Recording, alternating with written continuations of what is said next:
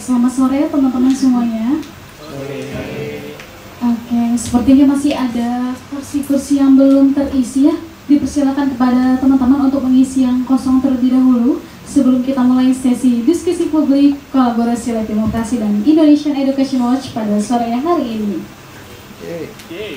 Belum dibuka ya. Oke, selamat sore teman-teman semuanya. Salam Om Swastiastu, Namo Buddhaya, salam kebajikan bagi kita semua. Assalamualaikum, selamat sore. Semoga teman-teman semuanya dalam keadaan sehat walafiat ya. Amin ya rabbal alamin. Baik, sekali lagi kami ucapkan selamat datang di diskusi publik kolaborasi Lab Demokrasi dan Indonesia Education Watch dengan tema kekerasan seksual dalam lembaga pendidikan. Saatnya membongkar relasi kuasa yang dilaksanakan pada Minggu 13 April 2025.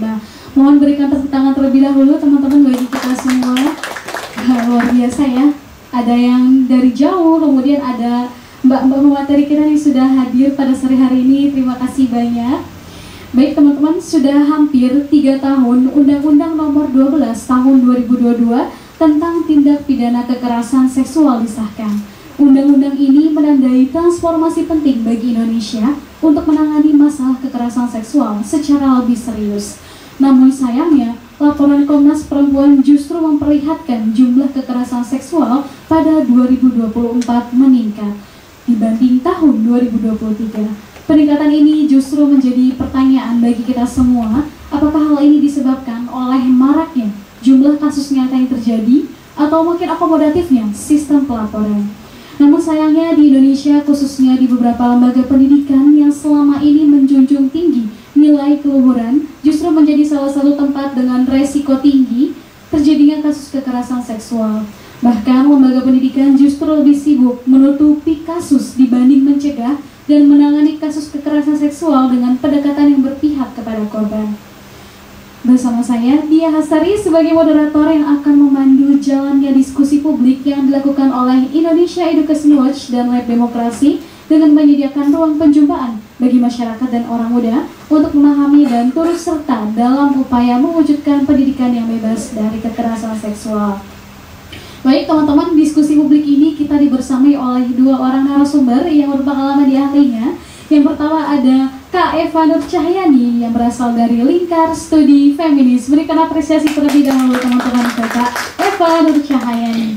Beliau adalah penerima manfaat dari Munir Said Talib Scholarship di Sekolah Tinggi Hukum Indonesia Jentera. Selain itu, beliau berpengalaman bekerja dengan beberapa NGO dan organisasi di kampus yang membuatnya mengasah keterampilan khususnya di bidang kepemimpinan, komunikasi, dan pengorganisasian program. Beliau juga mengenyam pendidikan jurusan hukum di Sekolah Tinggi Hukum Indonesia Jentera hingga saat ini. Selain mengenyam pendidikan, beliau juga berpengalaman sebagai peneliti di Indonesia Corruption Watch dari tahun 2024 hingga saat ini. Selain itu, beliau juga menjadi staf Komite Nasional di Perempuan Mahardika sejak 2020 sampai 2021.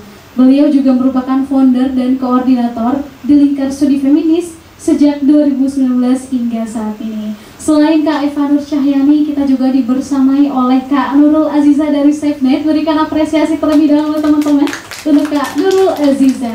Beliau merupakan anggota Divisi Kesetaraan Southeast Asia Freedom of Expression Network SafeNet. Selain itu, beliau juga meraih gelar sarjana dengan jurusan Ilmu Sejarah di Universitas Gadjah Mada sejak tahun 2014 sampai tahun 2018. Beliau memiliki dedikasi yang tinggi. Hal ini dibuktikan dengan diraihnya gelar magister di jurusan Sejarah dan Peradaban Islam di Universitas Islam Negeri Sunan Kalijaga Yogyakarta pada tahun 2019 sampai 2021. Selain pendidikan dan yang merupakan anggota SafeNet, teman-teman, Kak Nurul Aziza ini juga berpengalaman sebagai peserta ASEAN Gender Trainers Network Program 2022 dari The Korean Institute for Gender Equality Promotion and Education pada tahun 2022. Selain itu, beliau juga dianugerahi sebagai pembicara webinar IKAMI Yogyakarta dengan tajuk Pengapa Menjadi Feminis pada 9 Oktober tahun 2021. Selain itu, beliau juga menjadi pembicara di webinar DPP BEM Law Department Semarang University dengan tajuk Toxic Relationship pada 16 Oktober 2021. Oke teman-teman, itu dia perkenalan singkat ya untuk narasumber kita, yaitu Kak Eva dan Kak Nurul Aziza. Berikan tepuk tangan sekali lagi teman-teman untuk Kak Eva dan Kak Nurul. Luar biasa sekali ya atas pengalaman yang luar biasanya ini. Oke, diskusi publik kita pada sore hari ini kita mulai dulu ke Kak Eva nih. Oke, halo Kak Eva, gimana kabarnya? Halo, kabarku baik. Semoga teman-teman dan kalian semua baik juga ya kabarnya. Alhamdulillah, terima kasih Kak Eva. Oke, aku mau nanya nih ke Kak Eva. Menurut Kak Eva, gimana sih caranya kita sebagai masyarakat, khususnya ke anak-anak muda gitu ya, memahami kekerasan seksual di lingkungan pendidikan? Boleh nih langsung digaskan aja Kak Eva. Oke, terima kasih kawan dia telah memoderasi agenda pada sore hari ini.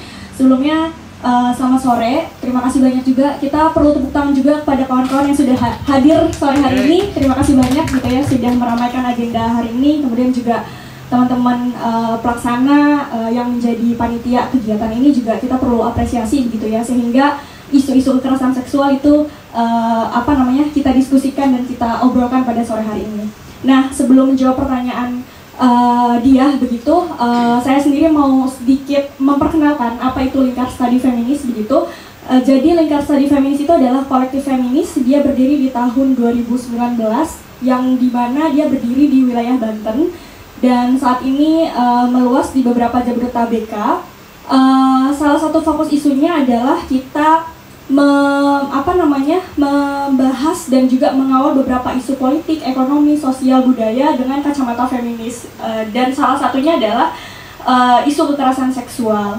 Nah, saat ini Lingkar Studi Feminis dari 2019 sampai sekarang kita sudah bekerja sama dengan LBH Apik Jakarta, dan sekarang juga sudah bekerja sama dengan di wilayah dengan LBH Apik Banten dan beberapa dinas DP3AP2KB, DP3AP2K di wilayah Banten begitu untuk melakukan pendampingan kasus kekerasan seksual, baik itu di perguruan tinggi, kemudian di lingkup pendidikan dan juga di wilayah Banten itu sendiri.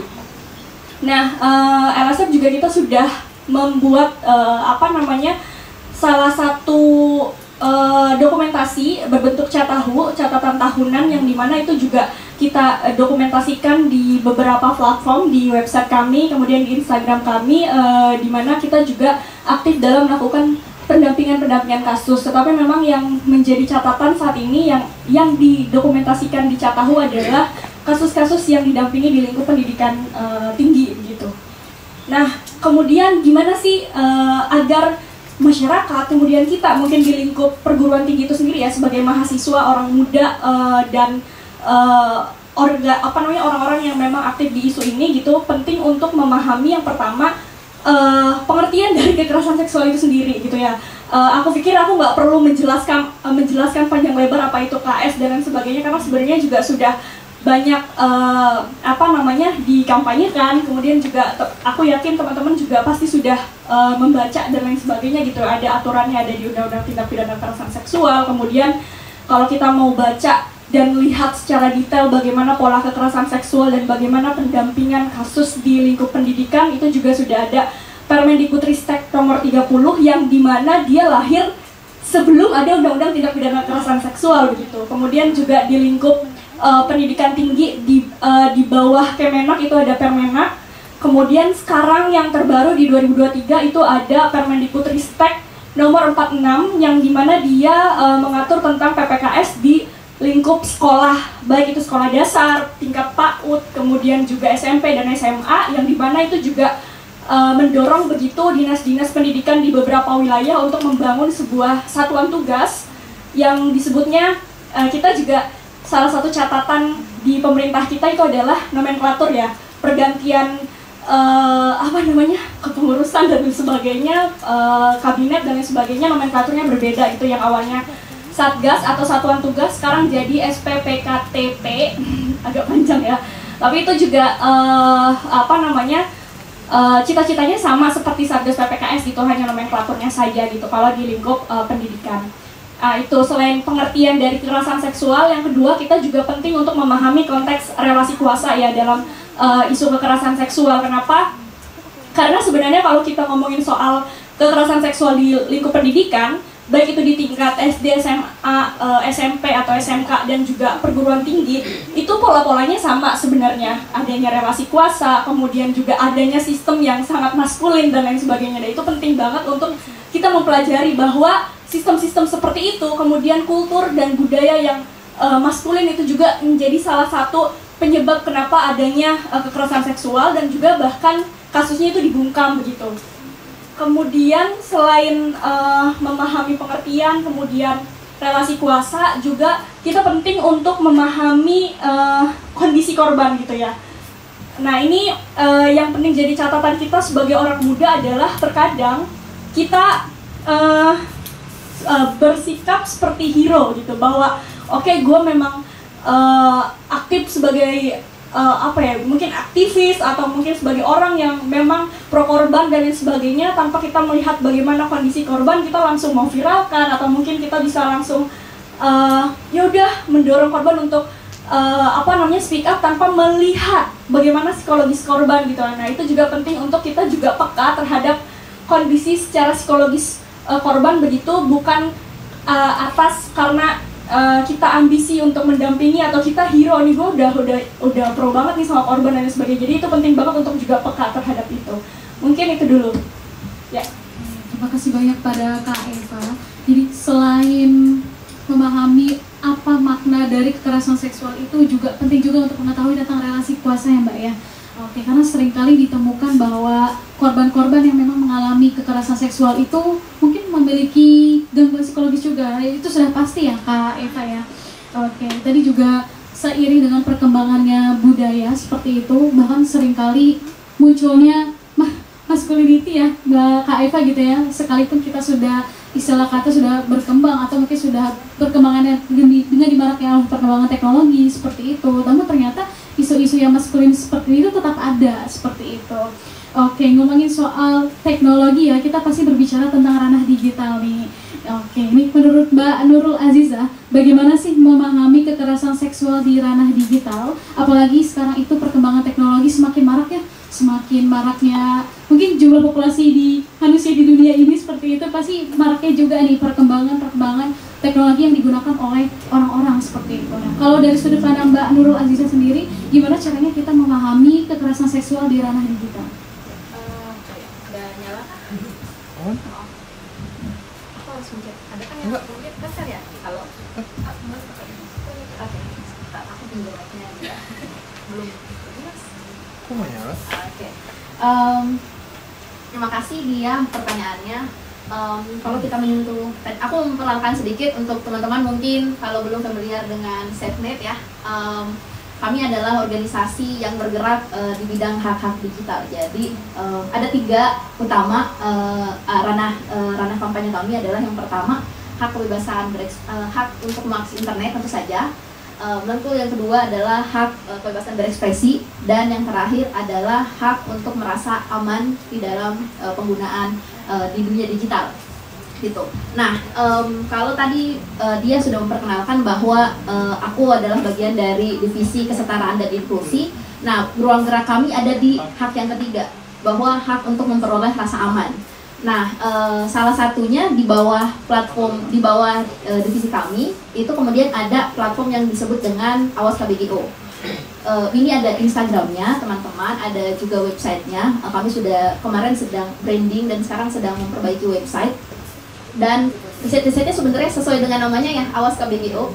Jadi kekerasan berbasis gender online. Jadi isu kami sebenarnya lebih pada bagaimana kemudian kekerasan berbasis gender online itu jenisnya seperti apa, pengertiannya seperti apa, lalu apa yang bisa dilakukan kalau misalnya teman-teman mengalami. Dan kami juga membuka kanal aduan di aduan.safenet.or.id, di mana kemudian kalau teman-teman mengalami kekerasan KBGO itu kemudian teman-teman bisa mengajukan aduan di sana.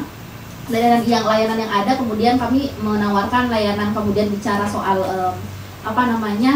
layanan konsul. Jadi ini dulu pertama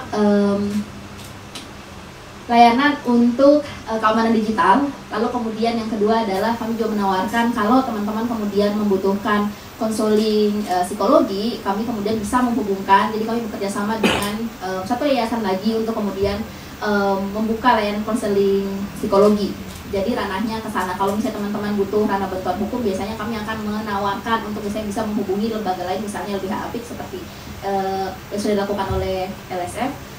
Dan karena di lembaga kami isunya bukan pendampingan hukum gitu, tapi kami bisa menawarkan ke sana. Lalu bagaimana kemudian kekerasan berbasis gender online di ranah digital? Ini menarik sebenarnya karena ada banyak hal jenisnya. Kalau teman-teman buka, sebenarnya bukan hanya SafeNet yang bergerak di isu ini. Saya rasa ada satu platform lain, misalnya Task Force KBGO, itu juga mereka juga punya, dan ada banyak lembaga lain. Saya rasa juga LSF juga membuka, lalu kemudian LBH Apik juga membuka kemudian pendampingan mengenai kasus kekerasan berbasis gender online ini. Yang menarik kemudian, saya rasanya kalau bilang menarik itu ada sedih ya, tapi kemudian ini yang menyedihkan, tapi kemudian ini satu hal yang kami kemudian beri semangat lagi, karena kalau teman-teman, jadi kami di Februari kemarin teman-teman meluncurkan laporan situasi hak digital di Indonesia tahun 2024. Nah, dari laporannya khususnya bagian KBGO, kekerasan berbasis gender online, di SafeNet sendiri kami menerima sekitar 1.902 kasus. Tentu saja ini bukan gambaran teman-teman apa yang terjadi di Indonesia, karena kalau teman-teman buka laporan dari Komnas Perempuan mungkin angkanya lebih besar, tapi paling tidak ini adalah angka yang tidak sedikit. Paling tidak di setiap bulan kami mungkin bisa menerima lebih dari 300, lebih dari 100 laporan setiap bulannya, aduan. Nah, yang kemudian paling besar teman-teman, sekitar 51% dari total aduan ini korbannya berusia 18-25 tahun. Dan ini adalah orang-orang yang kemudian sedang ada di perguruan tinggi. Lalu nomor 2 adalah anak-anak di bawah, sekitar 24% itu adalah anak-anak di bawah usia 18 tahun.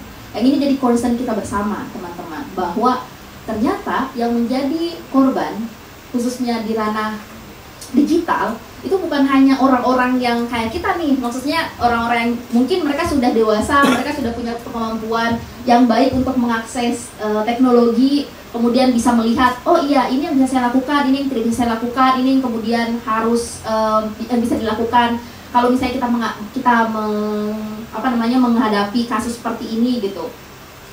Anak-anak di bawah usia 18 tahun ini teman-teman, yang kemudian menjadi satu hal yang kemudian isu yang cukup penting, karena satu sisi adalah kalau kita melihat kasus kekerasan berbasis gender online itu cukup rumit untuk kemudian diajukan di misalnya teman-teman mau melaporkan ke polisi gitu, atau misalnya memajukan, jadi kasusnya ini mau dipidanakan atau misalnya mau dilaporkan saja.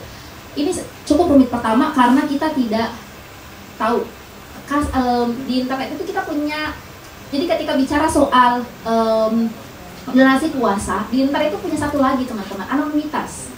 Jadi ketika orang sudah di internet, itu siapapun bisa jadi apapun kan. Saya bisa aja, saya mau ngaku-ngaku jadi Trump kan, saya bikin akun troll aja, terus saya ngaku-ngaku jadi siapapun.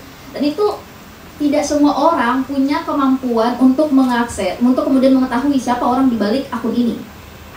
Makanya kemudian kita bisa melihat, akan sangat gampang orang-orang melakukan bentuk kekerasan di ranah digital gitu. Misalnya, oke, ada orang yang upload video apa, lalu kemudian ya sudah, saya nggak senang dengan video dia, so cantik banget orang ini, oh ganteng banget orang ini, muka jelek kayak gitu juga dipamerin gitu, jadi udah saya tulis aja tuh dasar jelek bla bla bla.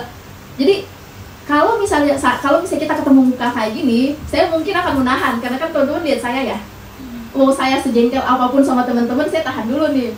Tapi kalau di ranah sosial media, apalagi saya punya 3 akun ini memang untuk sambat, akun ini memang untuk apa, akun ini akun pribadi. Nah sudah, saya pakai akun sambat saya, atau saya pakai akun trolling saya untuk kemudian, ya sudah saya komen saja apapun, toh orang-orang nggak tahu siapa saya. Nah itu yang terjadi teman-teman. Kalau teman-teman perhatikan kasus Ikan Natasa kemarin, itu kan jadi besar ya. Jadi kan awalnya kita nggak tahu orang ini kan, kasus siapa orang yang kemudian yang diperkarakan itu kan ternyata memang dia tidak hanya komentar di akun Ikan Natasa, tapi kemudian dia komentar di hampir semua orang. Jadi ada banyak orang yang kemudian, saya di satu sisi saya bersyukur orang ini kemudian mendapatkan dia berlawanan dengan Ikan Natasa yang kemudian dia punya power di sana, dia punya kuasa di sana, yang kemudian akhirnya orang ini ketahuan, ditegur dan sebagainya ya. Karena tidak semua orang punya kekuasaan seperti itu untuk mengetahui siapa orang di balik akun. Lalu kemudian hal yang lain yang kemudian mengkhawatirkan di kasus KBGO atau kemudian kekerasan berbasis gender yang terjadi di ranah digital adalah selain pelakunya kita tidak bisa tahu, kemudian kita tidak bisa tahu kemudian bagaimana kita tidak bisa mengatur atau mengkontrol sejauh mana konten-konten ini kemudian menyebar. Di satu sisi misalnya, oke, akun ini misalnya fotonya siapa di-up oleh satu akun, di take down. Tapi kita tidak tahu kemudian siapa akan muncul lagi akun lain yang mengupload, karena kemudian kita tidak bisa tahu seberapa banyak akun, seberapa banyak device yang mendownload foto ini, atau video ini, atau gambar ini. Itu permasalahannya, karena kita nggak bisa nge-track lagi ya. Kalau sesuatu yang, jadi apa yang bisa sampaikan adalah bahwa jejak digital itu abadi. Meskipun teman-teman sudah hapus tweetnya, meskipun teman-teman sudah hapus postingan di Facebooknya, datanya masih tersimpan oleh platform. Lalu kemudian kita nggak pernah tahu nih apakah ada kemudian orang-orang yang iseng udah nge-screenshot aja, terus nanti misalnya dia sebel sama kita, atau misalnya dia yaudah nggak ada masalah apa-apa, iseng aja di-upload lagi. Tuh lihat nih orang ini yang dulunya. Saya kan kita bisa melihat ya, ada banyak artis yang kemudian kan sekarang misalnya mungkin teman-teman pernah melihat misalnya Raisa yang sekarang orang mengupload tweet dia tahun 2010, dia ngomong apa, terus kayak oh Raisa dulu pernah alay juga ya gitu, oh dia dulu ternyata kayak gini ya. Jadi itu mungkin untuk lucu-lucuan, tapi bayangkan kalau misalnya itu bukan postingan ini, itu bukan sesuatu yang lucu-lucuan gitu. Misalnya itu sesuatu yang teman-teman mengupload alamat teman-teman misalnya, atau teman-teman pernah misalnya mengupload bahwa oh saya foto nih dengan siapa waktu itu saya sebenarnya masih senang dengan tokoh A, tapi kemudian saya tahu oh tokoh A sekarang tuh nggak bagus, jadi ya udahlah saya hapus saja, saya udah nggak senang lagi sama dia. Tapi kemudian itu diupload lagi untuk menunjukkan bahwa oh si A itu berafiliasi dengan tokoh A. Itu kan hal-hal semacam itu kan sering terjadi ya teman-teman. Jadi hal-hal semacam ini yang kemudian mengkhawatirkan. Di satu sisi pertama bentuk KBGO di Indonesia, kita bisa melihat bahwa kasus kalau di laporannya SafeNet itu korban paling banyak adalah orang-orang dari rentang usia 18 sampai 25, lalu kemudian disusul oleh korban yang berusia di bawah 18 tahun. Lalu yang kedua, yang kemudian kita bisa lihat adalah penanganan kasus yang kemudian masih sangat rumit. Karena satu, kita nggak bisa tahu nih orang-orangnya siapa aja yang di belakang layar gitu. Lalu kemudian yang kedua, permasalahannya lagi adalah kita tidak bisa mengontrol sejauh mana kemudian konten-konten ini dibagikan, dan kalaupun dibagikan, kalaupun sudah di take down, apakah kemudian kita tidak bisa menjamin apakah kemudian konten tersebut itu sudah hilang dari peradaban dunia ini atau tidak gitu. Kalau luka kan bisa diobati, tapi jejak digital itu sangat sulit untuk dihilangkan. Itu dulu mungkin. Ya, maaf. Iya, kayaknya Kak. Oke, terima kasih banyak pada Mbak Nurul Azizah ya. Nurul aja loh. Oke, Mbak Nurul. Mbak Nurul atau Kak Nurul nih, Mbak Nurul? Yang enaknya yang mana? Enaknya, oke Mbak Nurul ya. Jadi seperti itu ya Mbak Nurul ya, kalau kekerasan seksual di ranah digital itu cukup sulit untuk diatur atau ditindaklanjuti, karena di internet kita bisa menjadi siapa saja seperti itu. Bahkan teman-teman, korban di kekerasan seksual di ranah digital itu bisa dari usia 18 sampai 25 tahun, kemudian bahkan ada yang di bawah usia 18 tahun. Tadi apa yang sudah Mbak Nurul sampaikan gitu ya teman-teman ya, dalam rentang 18 sampai 25 tahun seperti itu bahkan kekerasan seksual itu terjadi khususnya di ranah perguruan tinggi seperti itu. Nah ini nyambung lagi nih dengan Kak Eva ya. Oke, menurut Kak Eva, faktor apa aja sih yang menghalangi pencegahan dan penanganan kekerasan seksual di lingkungan pendidikan?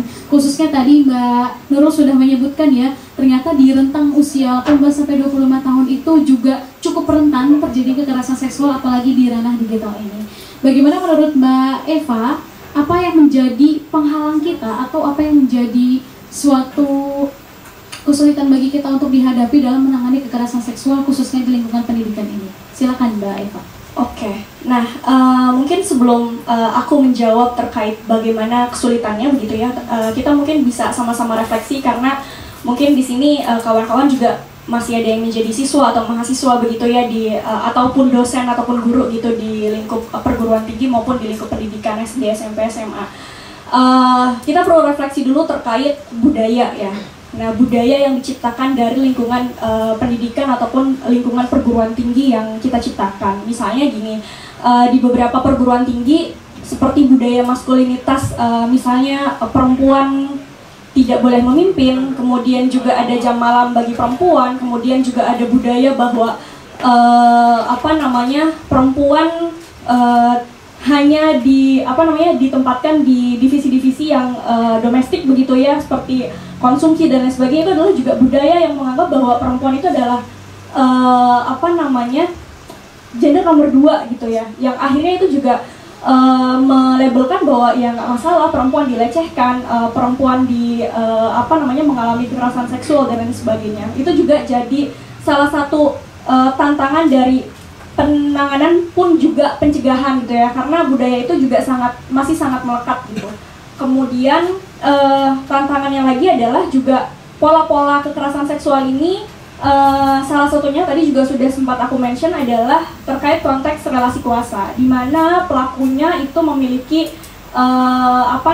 posisi yang bisa dibilang punya power gitu dibandingkan korban. Misalnya contoh ada kasus pelakunya dosen, kemudian pelakunya guru begitu, kemudian juga pelakunya adalah senior gitu. Dan yang paling marak terjadi adalah kasusnya kalau misalnya di lingkup perguruan tinggi, karena memang LSM juga kita mendampingi kasus-kasus di perguruan tinggi, itu sudah sering terjadi di awal-awal perkuliahan, yaitu PPKMB. Apalagi ketika PPKMB-nya itu dilaksanakan secara online. Nah itu akhirnya marak juga tuh kekerasan berbasis gender online, di mana tuh senior-senior men-screenshot pertemuan-pertemuan PPKMB, kemudian akhirnya mencari jejak digitalnya Instagram dan lain sebagainya, kemudian dikumpulkan, ada mahasiswa baru yang cantik dan lain sebagainya. Itu juga jadi budaya teman-teman gitu. Kemudian selain itu juga budaya pendiskusian tentang isu kekerasan seksual di lingkup mahasiswa itu sendiri juga masih sangat minim. Sekarang bersyukur begitu ya, dengan adanya Permendikbudristek, kemudian juga Permenak, kemudian juga ada Permendikbudristek nomor 46, mulai nih isu-isu kekerasan seksual dibicarakan gitu. Bahkan dulu ketika aku kuliah di 2018, kuliah kebidanan, isu kekerasan seksual masih sangat jarang tuh di kampusku dibicarakan gitu, karena memang belum ada Permendikbudristek dan lain sebagainya. Itu juga jadi langkah maju lah paling tidak ya, walaupun masih harus tetap kita kawal bagaimana implementasinya dan lain sebagainya. Itu kemudian juga selain budaya, kemudian selain relasi kuasa, yang kedua adalah adanya tim satuan tugas atau tim penanganan yang tidak punya perspektif korban.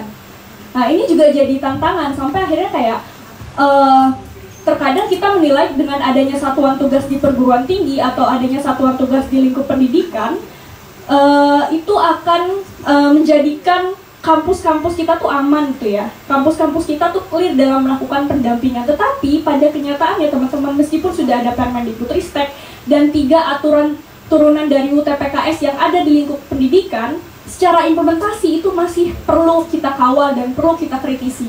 Kenapa? Komposisinya, kemudian juga perspektifnya di lingkungan itu masih minim berperspektif korban atau berperspektif gender begitu, sehingga ketika kita mendampingi kasus, bahkan LSM pernah menemui kasus yang kita dampingi justru malah korbannya ditemukan dengan pelaku. Itu banyak terjadi gitu kan. Kemudian juga ada yang ternyata di belakang si ketua satgasnya, yang dimana ketua satgas ini lebih banyak didominasi oleh dosen-dosen ya teman-teman. Itu justru malah diketemukan di belakang untuk damai, diminta untuk damai dan lain sebagainya. Itu juga jadi catatan gitu, yang dimana seharusnya kita berpangku kepada anggota satgas, kepada tim satgas untuk menangani dan juga mendampingi kasus, justru malah kayak korban akhirnya diabaikan hak-haknya dan tidak berperspektif korban. Itu juga jadi tantangan. Nah, kemudian juga dari sistem perguruan tinggi itu sendiri dalam mengimplementasikan Permendikbudristek ataupun Permenak, sistemnya itu seperti apa? Sistemnya ini juga jadi catatan ya bagi Permendikbud, di mana sistemnya ketika misalnya sudah ada satgas ya udah selesai, tidak dikawal gitu loh. Jadi itu akhirnya cuma jadi kayak ya udah kayak umpama seremonial gitulah. Jadi kayak oke, udah ada satgas, oke, akreditasinya aman gitu kan. Karena ini juga jadi salah satu persyaratan akreditasi kan, adanya satuan tugas ini gitu. Sama yang terakhir, ketika misalnya kita mendampingi kasus di luar perguruan tinggi atau di lingkup pendidikan, oh ya sorry, keinget di lingkup pendidikan SD, SMP, SMA itu lebih sulit lagi. Kenapa? Karena kita harus mengkonsolidasikan dinas-dinas terkait. Karena di SD, SMP, SMA kan dia meskipun di bawah naungan dinas pendidikan, tetapi baik itu di provinsi atau kabupaten, tetapi ada beberapa dinas yang juga ikut andil di dalam mendampingi kasus. Misalnya ada dinas kesehatan, kemudian juga dinas sosial, karena di beberapa daerah banyak yang belum memiliki rumah aman. Sehingga rumah amannya ya bekerja samanya dengan dinas sosial, yang dimana kita penting banget tuh untuk mengkonsolidasikan. Kadang dinas pendidikan aja perspektifnya kurang, apalagi kita melihat perspektif dinas kesehatan, dinas sosial, kemudian juga DP 3AP 2KB-nya yang secara nomenklatur di berbagai daerah beda. Di Banten aja dinas-dinasnya itu beda-beda. Misalnya di kabupaten namanya DP 3A, di Kota Tangerang Selatan DP 3AP 2KB, di provinsi DP 3AAP. Jadi itu juga yang membuat kita juga bingung ya sebenarnya secara masyarakat awam gitu ya, terkait bagaimana sih ketika kita misalnya jadi korban kekerasan seksual. Nah, sehingga penting banget tuh untuk kita juga mendorong adanya SOP yang terintegrasi terkhusus untuk untuk di tingkat SD, SMP, SMA ya. Jadi kita penting untuk mendorong dan mengkonsolidasikan dinas pendidikan, kemudian juga dinas kesehatan, kemudian juga dinas sosial, bahkan dinas agama tuh apa ya? Ya Kemenak gitu ya, untuk bisa punya SOP yang benar-benar terintegrasi gitu. Jadi korban ketika masuk tuh tidak ditanya lagi. Ini kan juga sebenarnya jadi cita-cita Undang-Undang Tindak Pidana Kekerasan Seksual, ada layanan satu pintu ketika misalnya korban masuk, clear di awal ditanya ketika misalnya perlu ada dampingan secara psikis kemudian ataupun fisik gitu ya di dinas kesehatan, itu tidak ditanyakan lagi bagaimana kronologi dan lain sebagainya. Jadi selain perspektif dari APH, kemudian juga dari pemangku kebijakan, juga sistem kita yang sangat rumit ya dalam mendampingi kasus gitu ya, sehingga masing-masing dinas ini tuh punya SOP yang dimana SOP-nya itu juga belum tentu berperspektif, sehingga penting banget tuh di wilayah kita mendorong adanya SOP yang terintegrasi antar dinas untuk mendampingi kasus. Jadi itu juga jadi tantangan ya, banyak banget. Ya mungkin itu dulu. Oke, terima kasih banyak kepada Kak Eva ya. Jadi ada banyak sekali ya kesulitan yang dihadapi seperti itu. Mulai dari minimnya kesetaraan gender di organisasi kuliah, sampai adanya relasi kuasa di universitas seperti itu ya. Kemudian tidak adanya tindak lanjut dalam memahami perspektif korban. Jadi hanya sekedar ya sudah dilayani, cuma sekedar di atasnya atau permukaannya saja seperti itu. Bahkan adanya satgas pun hanya sekedar seremonial formalitas saja seperti itu, namun tidak ditindaklanjuti lebih lanjut. Maka daripada itu, ini menjadi salah satu cita-cita bagi kita semua seperti itu ya, untuk menyusun SOP terintegrasi seperti itu, khususnya di dinas-dinas Komnas, kemudian di dinas-dinas hukum, kemudian Kemenak, segala macam, untuk memberantas, khususnya untuk meminimalisir lah isu-isu kekerasan seksual yang terjadi khususnya di lingkungan pendidikan. Oke, ngomong-ngomong soal kekerasan seksual lagi nih, sepertinya ramai sekali ya topik kita pada sore hari ini. Oke, menurut Mbak Nurul nih, kira-kira transformasi digital atau maraknya perkembangan teknologi saat ini, apa sih kaitannya dengan ranah pendidikan seperti itu?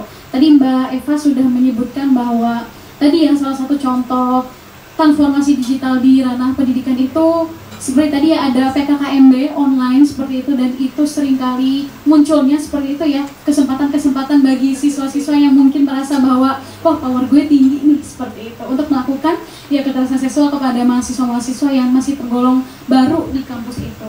Oke, menurut Mbak Nurul nih ya, bagaimana sih kaitannya supaya kita bisa lebih aman seperti itu untuk menyelam teknologi atau menyelam ranah digital khususnya di ranah pendidikan ini, supaya kita tidak terjebak ya, bisa entah itu terjebak sebagai pelaku atau bisa jadi kita terjebak sebagai korban seperti itu. Bagaimana menurut Mbak Nurul gitu ya, bagaimana kita sebagai warga negara yang tahu seperti itu, atau sebagai warga negara yang aware dengan kekerasan seksual ini, bagaimana caranya kita bisa makin sadar seperti itu ya, khususnya terhadap perkembangan teknologi ini, apalagi di ranah pendidikan seperti itu. Boleh langsung Mbak. Ya, kasih dia pertanyaannya. Sebenarnya ini yang harus diperhatikan ya teman-teman, bahwa kekerasan berbasis gender online itu bukan kekerasan yang berdiri sendiri. Ini adalah ruang panjangan tangan dari kekerasan berbasis gender yang terjadi di keseharian kita. Dan bisa jadi polanya kadang orang yang kemudian mengalami kekerasan berbasis gender online itu kemudian dia kemudian menjadi korban lagi di ranah, saya mau bilang dunia nyata tapi internet juga nyata gitu ya. Jadi di keseharian kita, dan kebalikannya juga sama. Jadi ada yang kemudian dari ranah, jadi di keseharian lalu kemudian menjadi korban juga di Fabigiru. Jadi di ranah online. Modelnya kayak gimana? Contoh misalnya teman-teman punya relasi di online misalnya, dikata-katain, lalu kemudian orang ini tahu rumah teman-teman, lalu kemudian rumahnya datangin. Itu satu. Atau kebalikannya. Jadi orang-orang ini itu kemudian teman-teman sudah dirundung di setiap ketemu, lalu kemudian diteror lagi via WA, via Instagram, semua akun teman-teman dihack, terus kemudian selalu ditelepon, kamu siap-siap saja, nanti kami akan datang untuk membakar rumahmu, bla bla bla bla bla. Jadi akan banyak. Jadi ini kemudian bukan sesuatu, jadi kekerasan berbasis gender itu bukan sesuatu yang kemudian berdiri sendiri. Ya sudahlah, kan online aja, online mah kan tinggal ditinggal offline udah selesai. Nggak seperti itu teman-teman modelnya. Karena apa yang terjadi online itu kemudian juga berpengaruh terhadap psikis kita secara real time.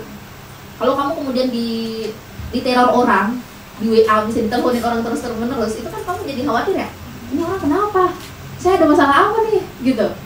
Itu kan jadi meskipun teman-teman mematikan, apakah kemudian rasa khawatirnya hilang? Enggak kan? Tetap, soalnya bisa gini, tapi kalau dinyalain lagi ini orangnya telepon lagi enggak ya? Jadi akhirnya nggak mau nyalain HP kan, pergi, tapi ntar kalau misalnya nggak dinyalain HP, ntar dia nanya yang lain nggak ya? Jadi arusnya menjadi sangat panjang teman-teman. Lalu kemudian bagaimana kemudian ini berpengaruh di ranah pendidikan? Tadi sudah seperti yang saya sampaikan teman-teman, bahwa usia, kalau dalam laporan SafeNet, laporan tahunan SafeNet tahun 2024, usia paling banyak menjadi korban adalah orang-orang di ranah di usia 18 sampai 25. Lalu kemudian disusul oleh anak-anak di bawah 18 tahun. Nah, transformasi digital teman-teman itu tidak dibarengi dengan bagaimana kemudian perspektif gender, bagaimana perspektif gender dan juga SOP, cara pandang, itu kemudian bagaimana sih pemerintah mengatur. Jadi teknologi digital itu jalan terus sangat masif teman-teman. Aturan AI, lalu kemudian jadi kalau teman-teman melihat jenis kekerasan berbasis gender online, itu jenisnya makin dulu misalnya dibagi menjadi 18, lalu kemudian saya rasa seiring berjalannya waktu itu akan makin panjang lagi, bahwa mungkin teman-teman familiar dengan istilah revenge porn yang kemudian itu tidak lagi dipakai, orang kemudian mengganti istilahnya dengan NCII atau non consensual image. Jadi ini penyebaran konten non konsensual. Kenapa kemudian istilah revenge porn itu tidak lagi dipakai? Karena istilah revenge itu kan berarti balas dendam ya teman-teman. Sementara korbannya nggak ngapa-ngapain. Kalau bicara dengan balas dendam berarti kan orangnya itu, kalau kamu balas dendam berarti orang itu menyakiti kamu, terus kamu membalas ya. Dalam kasus NCII teman-teman, itu bahkan korbannya nggak ngapa-ngapain. Orangnya justru kemudian orang ini yang merasa tadi ada power relasi kuasa di sana, yang kemudian saya nggak mau orang ini ninggalin saya, makanya saya ngancam dia. Kalau kamu ngapa-ngapain, foto kamu saya sebar. Kalau kamu nggak mau foto kamu disebar, kamu kemudian harus membayar ke saya. Dan itu jadinya jenisnya tuh awalnya NCII, lalu kemudian ke sextorsi. Sextorsi adalah bentuk ancaman. Jadi orang kemudian diancam bahwa kamu harus membayar sesuatu, atau kamu misalnya harus melakukan sesuatu ke saya untuk kemudian tadi gambar tadi, video tadi, itu kemudian tidak disebar. Dan jenisnya makin banyak. Dari sekarang kan ada lagi deepfake, di mana kemudian orang bisa pakai AI, lalu kemudian mengubah muka, mengubah apa. Jadi bahkan tidak perlu orang-orang tuh tahu teknologi gitu. Ya sudah pakai, ada aja. Jadi dulu juga sempat viral, ada satu grup Telegram teman-teman, itu mereka membuka jasa. Jadi mereka tuh ada, jadi di grup itu orang yang masuk ke dalam, itu kemudian mereka bisa ngisi Google Form. Isinya adalah kalau kamu meminta orang ini, itu kemudian fotonya diganti. Jadi misalnya fotonya diganti telanjang, jadi kamu tinggal isi Google Form itu aja, nanti upload lah foto siapapun orang yang mau kamu ganti mukanya, nanti dieditin sama si adminnya. Segila itu teman-teman sekarang. Nah, yang terjadi kemudian bahwa karena kemudian tadi bagaimana dengan harga di digital, ini kemudian pengaruh di dunia pendidikan, karena ruangnya tadi jenis-jenis tadi kan kita sudah ini ya bahwa sudah ada satgas di berbagai universitas, lalu kemudian di apa namanya di sekolah pun juga sebenarnya sudah ada. Tapi apakah kemudian ini menjangkau kekerasan berbasis gender online? Sesiap apa sistemnya? Karena itu berarti jadi APH kita saja itu belum siap untuk menghadapi laporan kasus kekerasan berbasis gender online. Lalu bagaimana dengan satgas?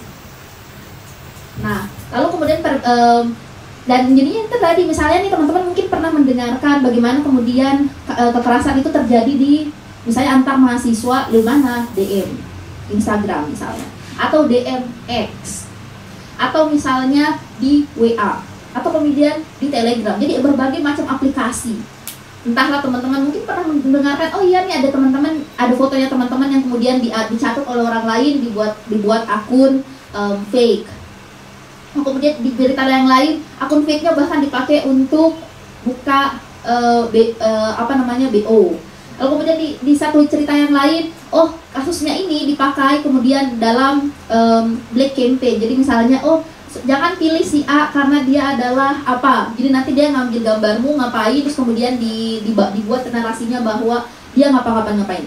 Jadi kemudian ini menjadi perpanjangan tangan. Jadi apa yang terjadi di ranah yang kita bilang bahwa ada relasi kuasa, bagaimana kemudian dosen misalnya melakukan kekerasan seksual terhadap mahasiswa, lalu kemudian atau misalnya antar mahasiswa melakukan kekerasan seksual, atau misalnya antar dosen, atau kemudian antar pegawai, atau misalnya pegawai dengan mahasiswa. Dan ini permasalahannya adalah karena tadi ada anonimitas itu, jadi pelakunya bisa siapa aja nih. Ya jadi perpanjangan tangannya adalah kemudian apa yang terjadi di real time teman-teman itu kemudian juga bisa terjadi di ranah digital. Yang ini menjadi lebih mengerikan karena kita nggak tahu apakah kemudian kita siap untuk menghadapi itu. Dan berbagai jenis bentuk kekerasannya itu menjadi sangat banyak gitu. Yang kita juga jadinya semakin mengikuti isu ini jadi kayak, oh ada kasus lagi, oh itu dia kayak gimana. Awalnya kita mungkin oh ya deepfake-nya itu hanya gambar, lalu kemudian berubah jadi video, lalu kemudian berubah jadi suara. Ini jadi waduh, sementara aturan kita belum cover itu. Jadi aturannya itu jadi kayak kita tuh aturannya jauh sekali teman-teman. Nah sementara kasusnya udah ada. Nah kalau kasusnya udah ada, gimana cara menyelesaikannya? Jadi itu yang kemudian menjadi tantangan bahwa bagaimana apa hubungannya bahwa jadi kekerasan berbasis gender yang terjadi di lingkup pendidikan itu kemudian juga terjadi di ranah digital. Yang parahnya kemudian karena kita tidak bisa nih, saya merasa bahwa bagaimana kemudian penanganan di ranah digital ini ketika misalnya tadi di sekolah, lalu kemudian tadi sistem terintegrasi yang tadi bermasalah itu, misalnya kalau korbannya adalah beda universitas, misalnya oh si A itu adalah dari Unhas misalnya, lalu kemudian korbannya dari UIN Jakarta, gimana tuh membuat regulasi lalu kemudian menangani, atau misalnya mereka bahkan dari luar negeri, apa yang bisa kita lakukan? Nah itu yang kemudian menjadi pertanyaan besar bahwa karena kadang kalau teman-teman melihat jadi Permen Ristek yang nomor 30 tahun 2021 itu kalau nggak salah sudah dicabut karena sudah ada Permendikbudristek lagi nomor 55 tahun 2024. Yang kalau yang tahun 2021 itu kan hanya fokus ke ini ya, kekerasan seksual ya. Lalu kemudian Permendikbudristek yang nomor 55 tahun 2024 kalau nggak salah itu mengatur kekerasan secara umum. Jadi mulai dari fisik, psikologi, lalu kemudian kekerasan seksual. Nah, yang saya baca itu kemudian belum ada. Jadi mereka menangani, jadi ada jenis-jenis kekerasannya juga tentu saya. Tapi saya ini sedikit pembacaan saya ya teman-teman. Tapi silahkan dibaca lagi. Mereka kemudian belum punya. Saya nggak tahu apakah kemudian di SOP di Satgas itu kemudian atau misalnya di sekolah itu kemudian bagaimana mereka mengatur kekerasan berbasis gender online yang terjadi, yang entah gurunya yang menjadi korban, entah siswanya menjadi korban, atau gurunya yang menjadi pelaku, atau siswanya yang menjadi pelaku. Nah, itu yang kemudian menjadi PR kita bersama, karena kemudian kekerasan berbasis gender itu tidak hanya terjadi di sekitaran kita, tapi dia juga terjadi lewat handphone, yang bisa jadi kemudian kita nggak pernah tahu nih Bisa jadi mungkin besok-besok tahun depan 10 tahun kemudian baru mereka ngaku ya kemarin sebenarnya saya juga jadi korban tuh. Saya sebenarnya juga ini, tapi saya nggak tahu saya mau cerita kemana. Ya udahlah saya nyimpan aja gitu. Jadi itu yang kemudian bisa kita lihat bahwa kekerasan berbasis gender itu yang terjadi di ranah pendidikan itu juga terjadi di ranah online. Yang sayangnya sejauh ini peraturan saya nggak tahu apakah kemudian SOP yang dilakukan oleh Satgas atau kemudian satuan kerja yang ada di pemerintahan yang kemudian ada di sekolah itu kemudian sudah mengatur itu. Oke, terima kasih banyak kepada Mbak Nurul ya. Jadi benar ya, kekerasan gender itu bukan sesuatu yang bisa berdiri sendiri, namun ada beberapa faktor pendukung. Tadi juga ada beberapa penjabaran Mbak Nurul ya yang menarik perhatian ya seperti itu. Tadi aku juga sempat notice mungkin sekarang karena maraknya teknologi itu ada perkembangan semacam AI seperti itu ya, itu bisa dimodifikasi lewat foto, kemudian video yang sebelumnya ya kita belum ada kaitannya sama sekali dengan itu gitu. Tapi begitu ada pelaku yang dengan sengaja menyalahgunakan hal tersebut, akhirnya ya sudah bisa jadi kita yang menjadi korban seperti itu.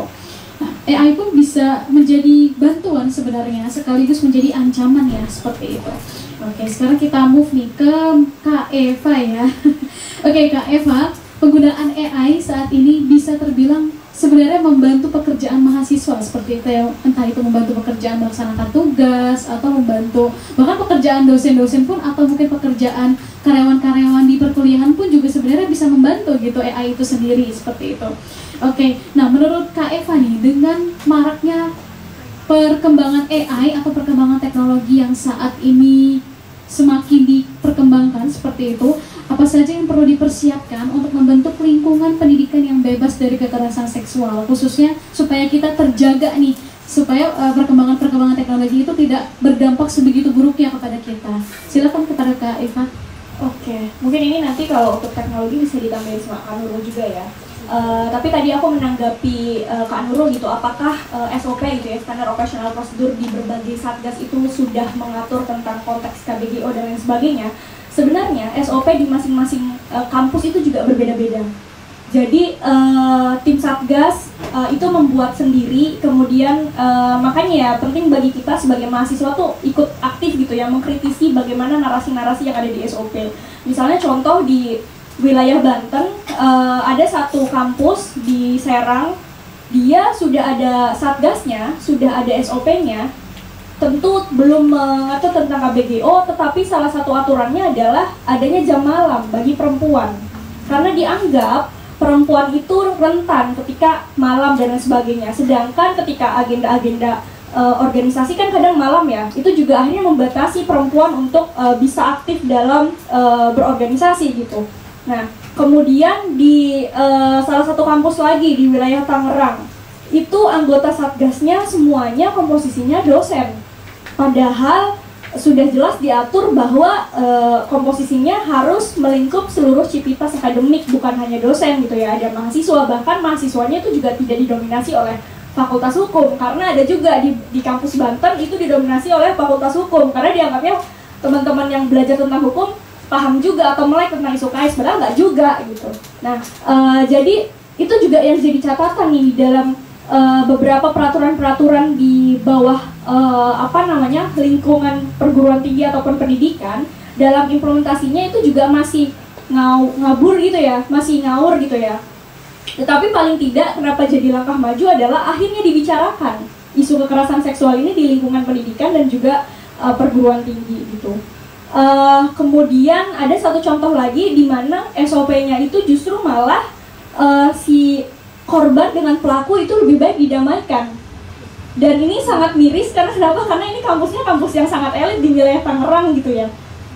Itu juga jadi tantangan tersendiri gitu. Itu baru skup Banten loh, belum lagi di beberapa provinsi yang mungkin juga tidak dekat dengan Jakarta begitu ya, dan lain sebagainya. Nah, kemudian tadi soal konteks AI, aku sendiri secara personal sebenarnya ya oke, AI membantu, tetapi itu juga jadi candu. Kita akhirnya jadi kayak apa ya, jadi malas baca, malas mikir gitu kan. Jadi itu juga menurutku perlu jadi catatan ya, karena akhirnya tuh AI itu justru malah kayak ngebuat kita bodoh sebenarnya. Ya bolehlah dipakai gitu ya agar kita juga update teknologi, tapi mungkin untuk sebagai alur awalan aja, tapi bukan akhirnya tidak menjadikan kita malas baca atau akhirnya malas mikir gitu ya. Karena kan kadang aku pernah coba juga gitu ya, AI itu dia tuh juga sampai ngebuat peta loh, peta apa namanya, peta kerangka kritis. Kita misalnya, hey, halo AI, lu adalah seorang peneliti handal, tolong buatkan ini, itu ada. Itu akhirnya kalau orang yang nggak mau mikir itu akhirnya ya udah nimpluk aja ngikutin gitu kan. Nah, itu juga jadi catatan mungkin ya, karena akhirnya kita jadi males baca dan mungkin update gitu ya soal itu. Kemudian gimana caranya untuk terhindar dari kekerasan seksual atau KBGO gitu ya. Mungkin yang pertama kita juga perlu mawas. Kemudian yang kedua adalah ini tidak ngomongin soal korban dulu, kita ya sebagai pendamping itu penting banget untuk tidak reaksioner ya dalam melihat kasus-kasus gitu ya. Kayak misalnya contoh yang teranyar gitu ya, kasus di mana pelakunya adalah dokter gitu kan ya. Kemudian yang di-spill adalah keluarga-keluarga dokter, istrinya dan lain sebagainya, yang itu akhirnya di-share juga oleh kita sebagai pendamping atau oleh kita yang misalnya mau menyuarakan isu KS. Nah, itu juga penting tuh gitu kan. Ini belum berbicara korban, tetapi berbicara di lingkup pelakunya, yang dimana keluarganya kita nggak tahu apa-apa loh sebenarnya, tapi akhirnya di-share juga dan lain sebagainya gitu kan. Atau misalnya ada kasus tadi ya, misalnya ada kasus KS kemudian langsung diviralkan, di-up gitu kan, yang dimana tanpa persetujuan korban. Itu juga masih banyak sekali kasusnya gitu ya, karena masih menganggap bahwa ya gue ini pro korban banget kok gitu kan, gue ini hero gitu kan untuk mendampingi kasus, tapi kita nggak melihat lagi korbannya seperti apa. Jadi itu. Kemudian kalau untuk agar kita tidak juga menjadi korban dan bahkan menjadi pelaku gitu adalah ya kita sebenarnya harus tahu juga soal konteks melihat seseorang itu bukan untuk dilecehkan gitu loh. Itu juga hal yang sangat dasar banget ya sebenarnya itu gitu ya. Kemudian teknis-teknis lainnya dalam konteks teknologi mungkin nanti Kak Nurul ya bisa tambahkan gitu. Itu mungkin dari aku. Oke, terima kasih banyak kepada Kak Eva ya. Jadi yang perlu dipersiapkan ada dua hal sebenarnya. Yang pertama penyempurnaan SOP yang terintegritas, kemudian sadar sepenuhnya dan tidak reaktif terhadap kasus gitu ya. Karena khawatirnya ketika kita terlalu menjadi hero seperti itu, menggebu-gebu, malah khawatir kita malah membongkar privasi yang tidak seharusnya kita tidak lanjuti seperti itu. Dan itu jadi salah satu catatan bagi kita juga sebagai masyarakat yang aware atau yang sadar terhadap kasus kekerasan seksual khususnya di lingkungan pendidikan. Oke, mungkin dari Mbak Nurul Azizah ingin menambahkan apa yang tadi Mbak Eva sampaikan, silakan.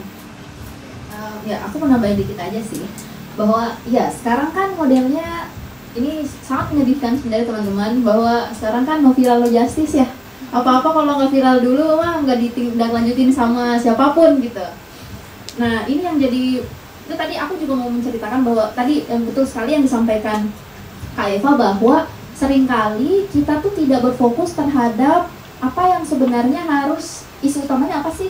Misalnya nih, tadi sudah disampaikan ya, bahwa ada kasus kekerasan seksual, korbannya adalah, korban sudah cerita apa-apa, lalu kemudian yang dicari adalah pelakunya adalah, jadi kan biasanya pelakunya ya, korbannya, alhamdulillahnya sih sekarang kita bisa melihat bahwa korbannya tuh kemudian tidak lagi di-spill namanya. Itu biasanya sudah si pelakunya. Permasalahannya adalah kemudian orang lain, keluarganya, orang tuanya, yang kemudian orang-orang tuh sangat berani memposting, ya ini fotonya, ini anaknya, ini saudaranya, ini nomor handphonenya, ini alamat rumahnya, datangin aja. Yang kemudian itu menjadikan muncul lagi korban-korban baru. Ini yang kemudian orang-orang tuh, ya tadi itu disampaikan Kak Eva, ya sudah reaksioner, yang penting viral dulu. Permasalahan yang kadang-kadang orang kayak, ya udahlah dia deserve lah, karena kan orang dia keluarganya ini. Lah kan keluarganya bukan dia. Ya, jadi kita kadang tidak berfokus ke sana, maka kemudian sebelum mungkin sebelum kita kemudian retweet, karena biasanya kan viralnya di X ya. Karena biasanya nanti X tuh yang viralin, mindahin. Jadi orang posting ke Facebook, orang posting kemana. Jadi biasanya X dulu, lalu kemudian viral kemana-mana nih. Yang kemudian kita bisa melihat. Dan kemudian ini sesuatu yang sering tidak disadari orang. Jadi sudahlah retweet saja. Oh iya, orang ini deserve kok untuk digituin. Toh dia adalah pelecehan, dia adalah pelaku gitu ya. Permasalahannya adalah sejauh mana kemudian orang, oke, pelakunya kan bukan dia gitu. Lalu kemudian kalaupun dia pelaku, ada hal yang lain, misalnya selama ini seringkali bahwa oke, apalagi kalau pelakunya perempuan ya, seringkali kemudian isunya itu kemudian tidak lagi mengangkat kasus dia ngapain, tapi kemudian identitas dia sebagai perempuan yang dimunculkan. Oh iya, emang dia lonte, dia apa.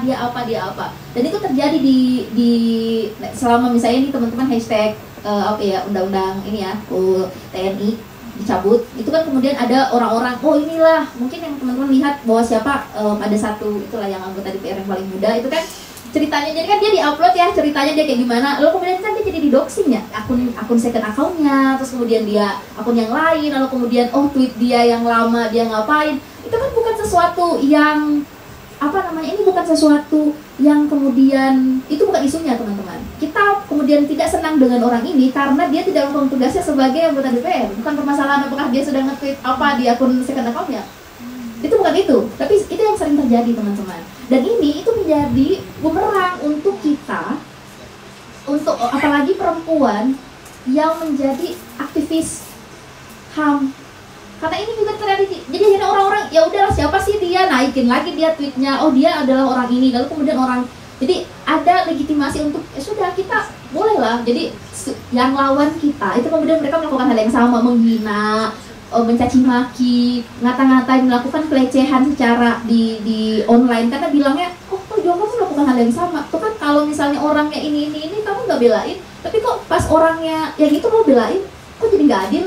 Jadi kayak gitu teman-teman. Jadi akhirnya kita ketika melakukan kampanye, kita pengennya tuh orang kemudian mendukung gerakan kita, tapi akhirnya jadi bumerang karena kita tidak lagi melihat isunya gitu. Kita fokus terhadap identitas lain yang sebenarnya itu bukan itu. Yang permasalahan dia ngapa-ngapain di luar itu kan itu bukan urusan kita. Sama seperti orang-orang lain, sama seperti kita juga kan. Apapun yang kita lakukan di luar konteks tweet kita itu bukan urusan orang-orang followers kita, ya kan? Jadi tapi kadang-kadang hal-hal itu yang kemudian menjadi fokus, ya udahlah emang kayak dia kayak gitu ternyata gini. Bukan itu bangsa. Jadi dan kemudian ini yang dipakai ini menjadi bumerang karena kemudian aktivis perempuan yang bicara itu kemudian dilakukan hal yang sama karena lalu kemudian ketika kita membela itu kemudian narasi itu bilang, ih kemarin kan kamu ngituin sama si A, ya saya balas sekarang kenapa kamu yang ini marah yang itu gak marah, kan sama posisinya. Hal-hal seperti itu teman-teman. Lalu kemudian tadi bahwa betul sekali dari ranah digital tentu saja prinsip utamanya sebenarnya sama teman-teman dengan karena tidak ada bedanya di digital dan sekarang di keseharian. Ya sudah, jangan jadi pelaku, udah mikir dulu misalnya, oh pertama tentu saja kita harus mengedukasi diri, apa sih yang kemudian menjadikan kita sebagai pelaku, apa sih bentuk-bentuk kekerasan seksual itu, bentuk-bentuk kekerasan secara umum deh. Karena kemudian seksual kan masuk ke sana, tapi kemudian bentuk-bentuk kekerasan yang lain itu apa sih yang menyebabkan kita menjadi pelaku? Dan itu kemudian karena apa itu? Karena kita bilang bahwa apa yang terjadi di ranah digital itu sebenarnya perpanjangan tangan, doxing, kemudian tadi kekerasan bentuk pelecehan. Itu kan awalnya catcalling, tapi kemudian akhirnya di ranah digital diganti menjadi pelecehan secara ini ya, kamu mengomentari, flaming kan, kamu DM orang, terus kemudian kamu fotonya saya pakai buat ini ya. Cantik banget, kenapa sih itu? Oh fotonya seksi sekali, itu nanti mau dipakai buat ini ya, kayak gitu-gitu. Sebenarnya kan perpanjangan tangan, jadi sebenarnya simpelnya adalah satu yang jangan pelaku, udah sebenarnya. Cuman permasalahannya adalah kadang ya saya merasa bahwa ada orang yang kemudian tidak tahu bahwa oh ternyata ini termasuk kekerasan seksual ya. Karena dalam ranah digital teman-teman, pelaku itu tidak hanya pelaku cuma hanya satu, ada istilah lain disebut dengan pelaku sekunder. Pelaku sekunder itu siapa?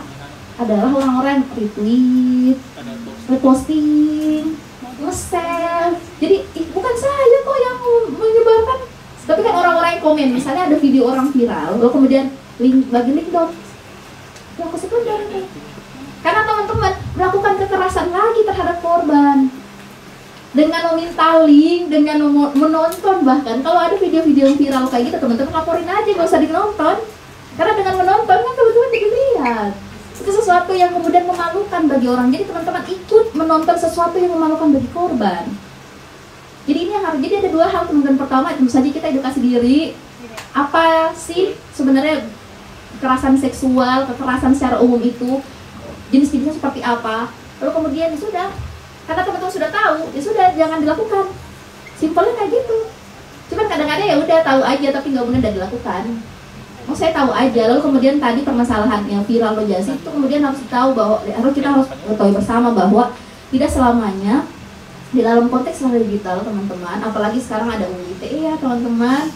Meskipun sudah direvisi tapi tetap saja masih ada pasal-pasal karet yang kami kemudian di SafeNet sedang mengawal juga untuk kemudian dilakukan revisi kembali, karena ada lagi-lagi ketika misalnya teman-teman jadi itu sebenarnya harus dipikirkan teman-teman, apakah kemudian ketika melakukan postingan viral ini apakah kemudian resiko, jadi selalu ada mitigasi resiko setelah ini diposting, apa yang akan terjadi, siapa yang kemudian apakah ini akan takutnya gini, bukan hanya korban tapi teman-teman juga sebagai pendamping yang juga akan kena, karena kan teman-teman misalnya posting biasanya kan bukan korban ya, karena kan biasanya korban sudah selesai gitu nggak mau akses aku apalagi, tapi kan biasanya yang posting adalah kita nih sebagai pendamping. Nah kalau teman-teman tidak melakukan mitigasi sebelum kemudian melakukan posting tadi viral, bilang oh yaudahlah solusinya adalah viral, itu kemudian yang jadi permasalahan adalah jangan sampai kemudian itu menjadi bumerang, kayak misalnya kalau kasusnya Unri yang kemarin akhirnya kan korbannya yang ini kan, jadi rektornya itu ngelaporin balik gitu loh.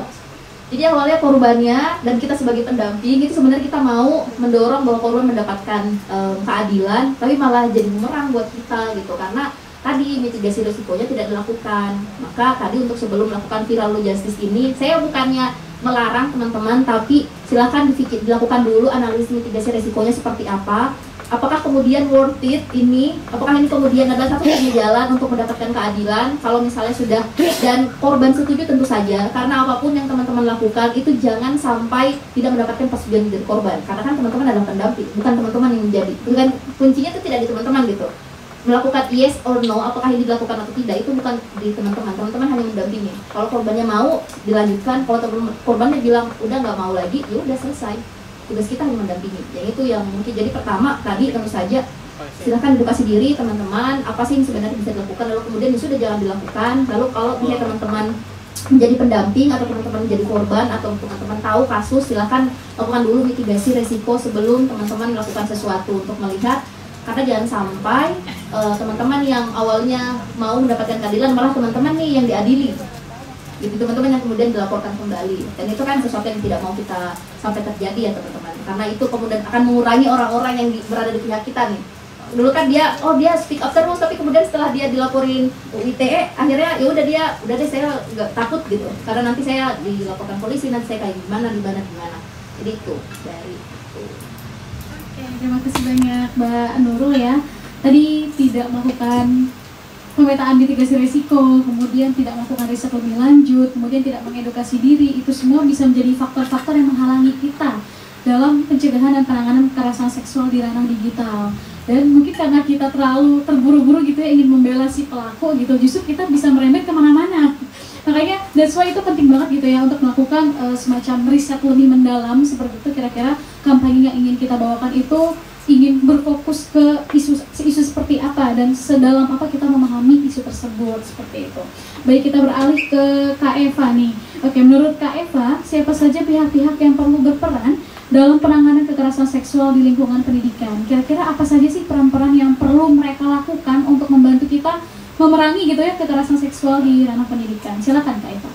Tentu yang paling berperan sebagai aktor pertama itu harusnya ya negara ya, pemerintahan gitu ya. Ketika dia ngebuat sebuah kebijakan itu juga penting untuk agar tidak meminimalisir adanya kasus kekerasan seksual. Kemudian ketika ngebuat kebijakan itu juga jangan sampai, yang penting ada kebijakannya gitu kan, tapi juga ya se-clear-clearnya gitu ya bagaimana cara untuk melakukan pencegahan dan penanganan kasus kekerasan seksual gitu kan. Kemudian juga diatur juga secara keseluruhan gitu ketika misalnya kasusnya pelakunya adalah di lingkup pemerintahan itu sendiri, misalnya kayak di dinas, mungkin kalau di lingkupnya kekerasan seksual di perguruan tinggi atau di lingkup pendidikan, bagaimana ketika misalnya pelakunya adalah guru, dosen, kemudian pejabat dinas dan lain sebagainya gitu ya. Jangan sampai akhirnya juga jadi label atas nama baik kampus, atas nama baik organisasi, atas nama baik dan lain-lain sebagainya gitu. Itu yang aktor utama. Kemudian juga kita sebagai orang yang punya privilege tahu gitu ya tentang isu ini. Kemudian juga tentu ketika kita tahu, kita juga harus sadar, karena kadang juga ya kita harus akui di lingkungan kita sendiri juga masih ada gitu yang dia tahu tapi dia secara konteks masih bisa jadi pelaku dan lain sebagainya. Itu juga penting untuk kita akui gitu. Nah itu juga perlu direfleksikan gitu ya. Jadi kita di lingkungan kita, masyarakat sipil, kemudian mahasiswa, orang muda, organisasi BEM ataupun eksternal internal kampus gitu ya, itu juga penting untuk paham tentang isu ini dan penting untuk dibicarakan. Karena kalau misalnya isu-isu kekerasan seksual itu dikawalnya sama bidang PP, pemberdayaan perempuan, yang akhirnya ketika ada diskusi tentang isu kekerasan seksual, ketua BEM yang laki-laki nggak mau ikut, biar sama kabit saya aja tuh misalnya, press bla bla ya kan. Ya kita juga budaya kita juga di kampus juga masih sangat siap, sangat militaristik gitu kan. Itu juga penting juga direfleksikan gitu. Budaya-budaya maskulin seperti itu juga sangat juga bisa menciptakan kekerasan seksual gitu ya. Kemudian kalau di daerah ya pemerintah daerahnya begitu ya. Kemudian juga kalau di sekolahan ya guru-gurunya ya semua pihak lah ya, penting banget gitu ya. Dan yang paling penting, karena aku juga concern sebenarnya dulu ketika mahasiswa, sekarang juga masih mahasiswa, di lingkungan kampus yang notabene adalah organisasi mahasiswa, baik itu eksternal ataupun internal. Penting banget untuk paling tidak di organisasi itu ada SOP pencegahan dan penanganan kasus kekerasan seksual ketika ada terjadi di ranah-ranah organisasi.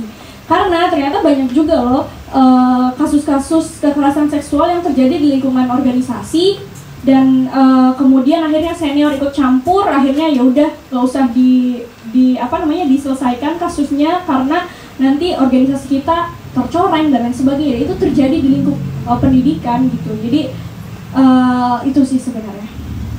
Oke, terima kasih banyak Mbak Eva ya. Jadi memang memerlukan bantuan dari beberapa stakeholder seperti itu supaya kasus-kasus kekerasan seksual ini khususnya di lingkungan pendidikan itu terminimalisasi ya Mbak ya. Nah, Masya Allah keren banget. Semuanya ya, semua rangkaian dukungan dari stakeholder.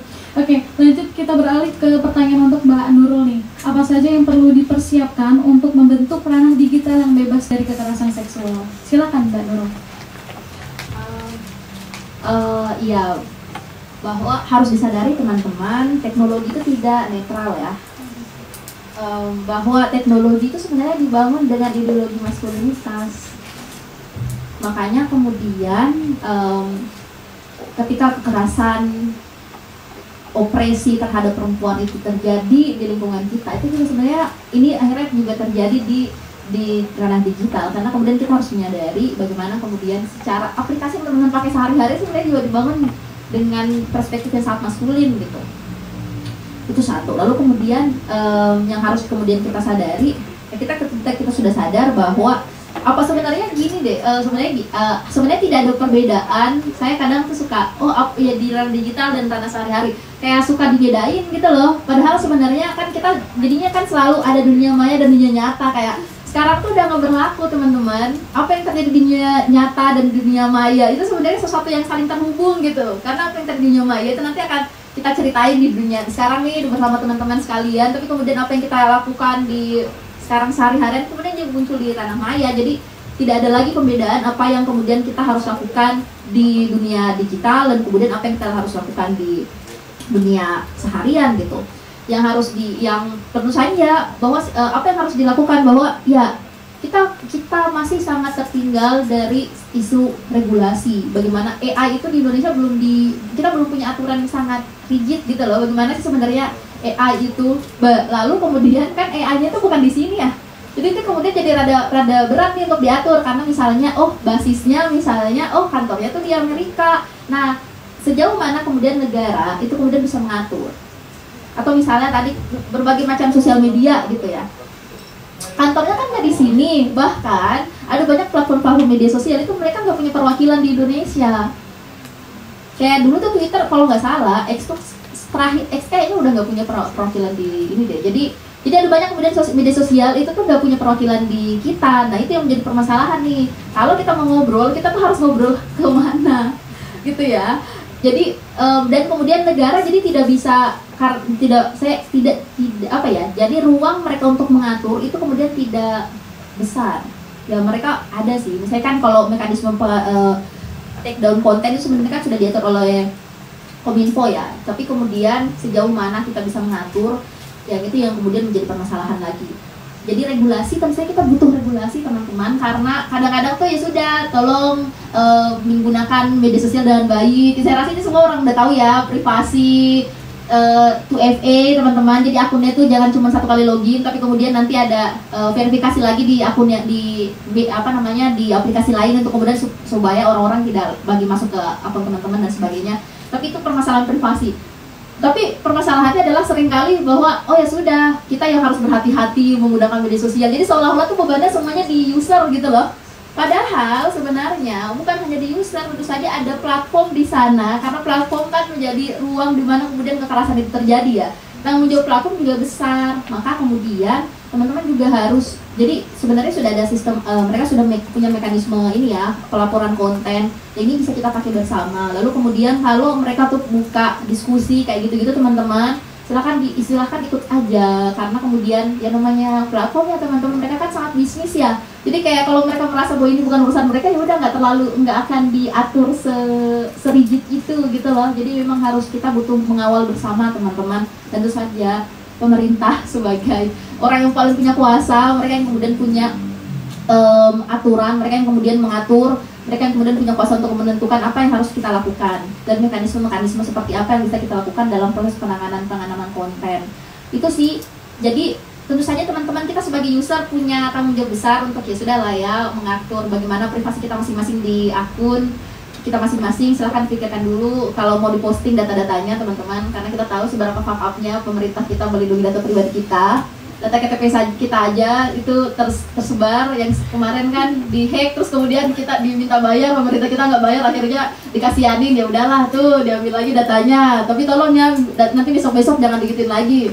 Jadi kayak sepakap itu gitu loh pemerintah kita teman-teman. Jadi jadi tidak sangat tidak baik pengelolaan data di kita. Maka kemudian ya paling tidak kita, tapi saya tidak mau kemudian menekankan bahwa kita nih sebagai user yang harus lebih berhati-hati, karena tanggung jawabnya tidak hanya ada di user, tapi ada tanggung jawab platform dan juga ada tanggung jawab pemerintah sebagai pembuat regulasi.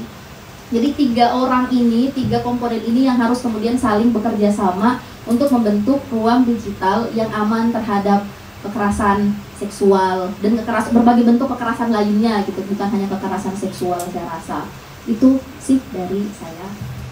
Oke, terima kasih banyak Mbak Nurul ya. Kalau bersama dengan kekuatan kolektif dari semua pihak juga merupakan salah satu persiapan ya untuk membentuk ranah digital yang bebas dari kekerasan seksual. Baik teman-teman, setelah diskusi publik yang kita laksanakan yang dibersamai oleh Mbak Eva dan Mbak Nurul, kita membuka sesi pertanyaan. Teman-teman apabila ada yang ingin bertanya, dipersilakan. Oke, silakan pada agak maju aja kali Kak. boleh agak maju aja Pak, silakan.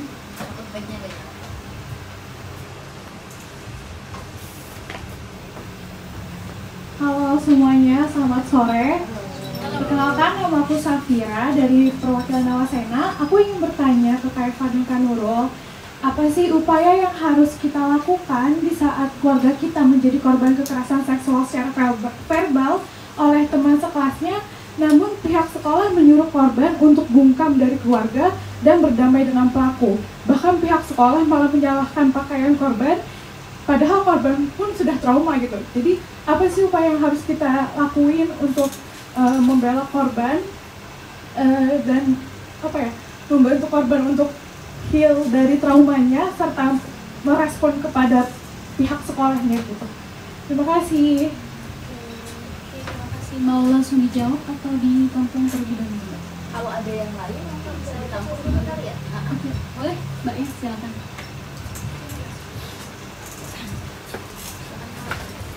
Halo, selamat sore teman-teman. Saya Ilya dari Citayam. Tadi diskusinya menarik. Pertama saya mau mengapresiasi dulu teman-teman Ikrar Studi Feminis, Safnet dan beberapa teman yang lain. Saya tahu ini bukan pekerjaan yang mudah untuk bisa fokus di isu kekerasan seksual, mendampingi korban dan lain sebagainya. Mungkin saya punya satu pertanyaan. Yang pertama adalah terkait tadi soal kebijakan gitu, kakak-kakak berdua kan kita punya peraturan menteri ya yang soal penghapusan kekerasan seksual di kampus. Saya pengen, karena saya setiap diskusi seperti ini kan selalu saat ada kasus ada diskusi. Ini kan sekarang lagi rame kasus yang dokter itu ya, ketika ada kasus diskusi. Memang jadi nggak bisa dipungkiri, lagi-lagi yang kita diskusikan adalah masalah gitu. Dan itu untuk pendamping, untuk orang-orang yang bekerja di batuan hukum itu lumayan bikin desperate sebenarnya gitu. Nah, yang jadi pertanyaan adalah ada nggak sih praktek baik setelah peraturan itu ada? Itu yang pertama. Terus yang kedua, tantangan kita memang ngomongin soal relasi kuasa ya, relasi kuasa pendidikan di negara ini gitu. Nggak usah kemarin saya baru misu-misu lagi karena katanya peraturan kebijakan menterinya juga mau berubah lagi gitu soal mata pelajaran dan lain sebagainya. Jadi kayaknya gimana mau ngomongin yang akar ini kan penting ya, maksudnya ini tuh penting untuk ada di seluruh peraturan ini tuh penting untuk ada di, tadi kalau saya nggak salah dengar juga ngomongin di Kementerian Agama. Pemerintah punya kesadaran bersama bahwa ini bukan satu instrumen hukum yang diletakkan secara pecah-pecah gitu, tapi ini ada satu kesatuan. Nah, tantangannya memang di situ teman-teman. Pemerintah kita sangat mudah merubah kebijakan, sementara yang sangat sangat urgent itu pasti ketinggalan lagi nih, nggak bakalan diomongin secara serius. Yang perlu diapresiasi sih memang ada beberapa kampus mungkin yang udah mulai aware dengan bikin SOP dan lain sebagainya, tapi tantangannya lagi-lagi memang mengawal itu, karena relasi kuasa di rumah, di kampus, dari mulai dosen ke mahasiswa itu juga jadi tantangan tersendiri. Nah, pertanyaan saya, bisa nggak sih kita dorong pemerintah untuk, kan mereka mau rubah kurikulum nih, mau masukin mata pelajaran apa lagi yang mau dimasukin, kita desak juga ke pemerintah bahwa ini juga harus masuk loh, ini juga harus masuk loh. Menterinya siapa sih sekarang? Menteri Pendidikan, gue sampai lupa siapa. Nah, itu sih maksudku, karena aku udah sebel sendiri gitu kan, kurikulumnya berubah lagi, tapi kasus kekerasan seksual juga nggak berhenti gitu kan. Saya mau apresiasi juga tadi yang nanya itu nggak gampang loh, dia nanya begitu, jadi kita bisa kasih tepuk tangan dulu mungkin ke dia ya. Terima kasih banyak. Oke, satu pertanyaan lagi apa berkenan Kak? Boleh, silakan teman-teman, silakan pertanyaan. Oh, depannya. Depan mata. Halo kakak-kakak semua, teman-teman, kenalin nama aku Salva, aku sebagai masyarakat sipil aja. Kalau pertanyaan dariku adalah sebenarnya mengenai konsep relasi kuasa dalam lembaga pendidikan, karena aku sendiri kebetulan penyintas juga dan pernah mendampingi juga. Aku sendiri pun lumayan ke titik yang depresi dan juga jadinya menjadi reaksioner gitu, karena pertama aku kan nggak bisa menyamakan gitu mentalku dengan mental orang lain. Kayak untuk diriku kayak what everything that I do, kayak people still slut shame me gitu no matter what. So kalau misalkan, tapi aku menanggapinya dengan ya udah, ya kenapa memang ya, kalau misalkan memang mau ke lembaga hukum ya ayo gitu, nggak ada masalah. Yang Anda lakukan kriminal dan itu merugikan saya, kayak ayo aja. Tapi kan itu nggak bisa disamain ya, persepsi yang kayak gitu. Permasalahannya adalah kalau ngomongin relasi kuasa di kampus, itu kan tadi ya lingkupnya terlalu besar, bisa antara dosen, pegawai kampus, atau senior, dan terlalu banyak memberi makan ego kampus dalam penyelesaian masalah-masalah kekerasan seksual. Bahkan orang-orangnya sendiri pun ya tetap mengajar, jadi dosen, orang-orangnya tetap naik jadi ketua BEM dan segala macam, punya posisi-posisi strategis yang nggak bisa digubris gitu. Kita tuh udah berusaha itu tetap hancur, dan menurutku kan ini bukan sekedar oke, kita bikin tim penyidik, kita bikin tim penanganan, Satgas sekarang PPKPT ya, turun tangan segala macam, tapi kan penyelesaian kekerasan seksual tuh bukan sekedar penyelesaian konflik kayak kasus-kasus lain gitu yang di luar kekerasan seksual. Ini kan traumatis untuk tiap-tiap orang. Nah, pertanyaanku adalah gimana caranya dan sebenarnya apa sih gitu yang memberikan relasi kuasa? Kalau tadi kan yang dikasih contoh itu orang-orang yang punya kedudukan ya posisi, tapi kan tadi dari pembahasan ada yang sebenarnya dia nggak ngapa-ngapain dan orang ini pun masyarakat biasa anonimus, tapi bisa dapat kekuasaan tersebut dan jadi abuse of power ke korbannya.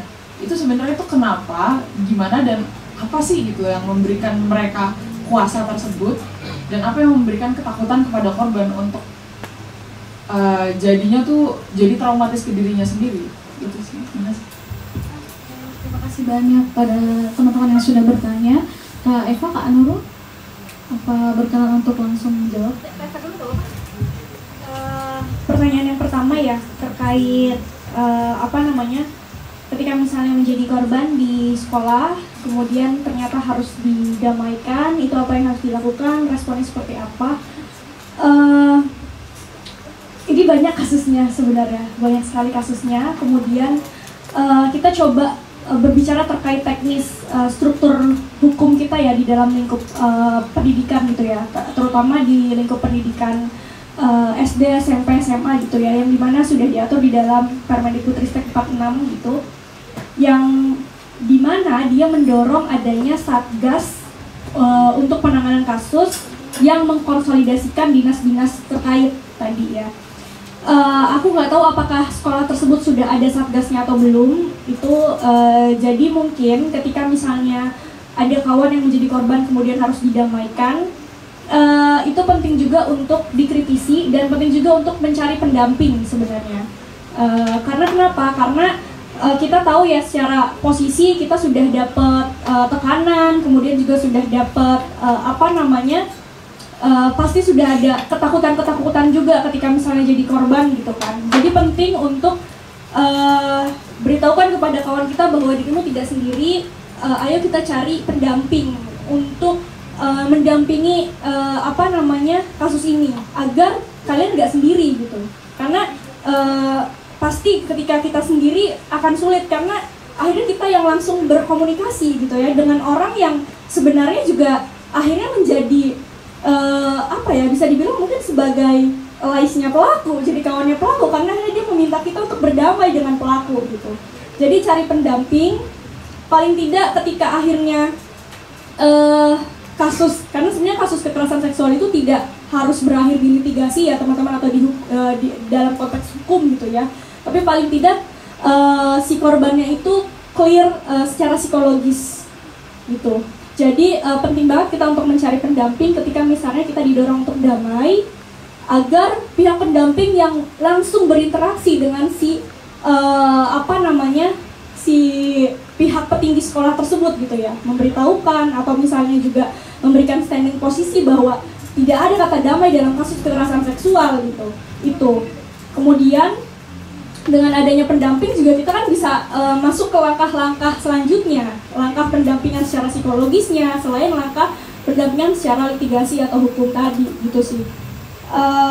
Jadi yang paling penting adalah kita sebagai pendamping atau kita sebagai korban itu clear secara psikologis terlebih dahulu, itu sih sebenarnya. Kemudian yang kedua, Kak Ega tadi tanya gitu ya, dengan adanya banyak regulasi-regulasi atau kebijakan-kebijakan yang ada di kampus gitu ya, yang mendorong adanya satgas, yang sekarang nomenklaturnya berganti gitu ya, jadi SPPKT. Jadi bukan Satgas PPKS lagi kayak enggak, tapi SPPKT di kampus-kampus.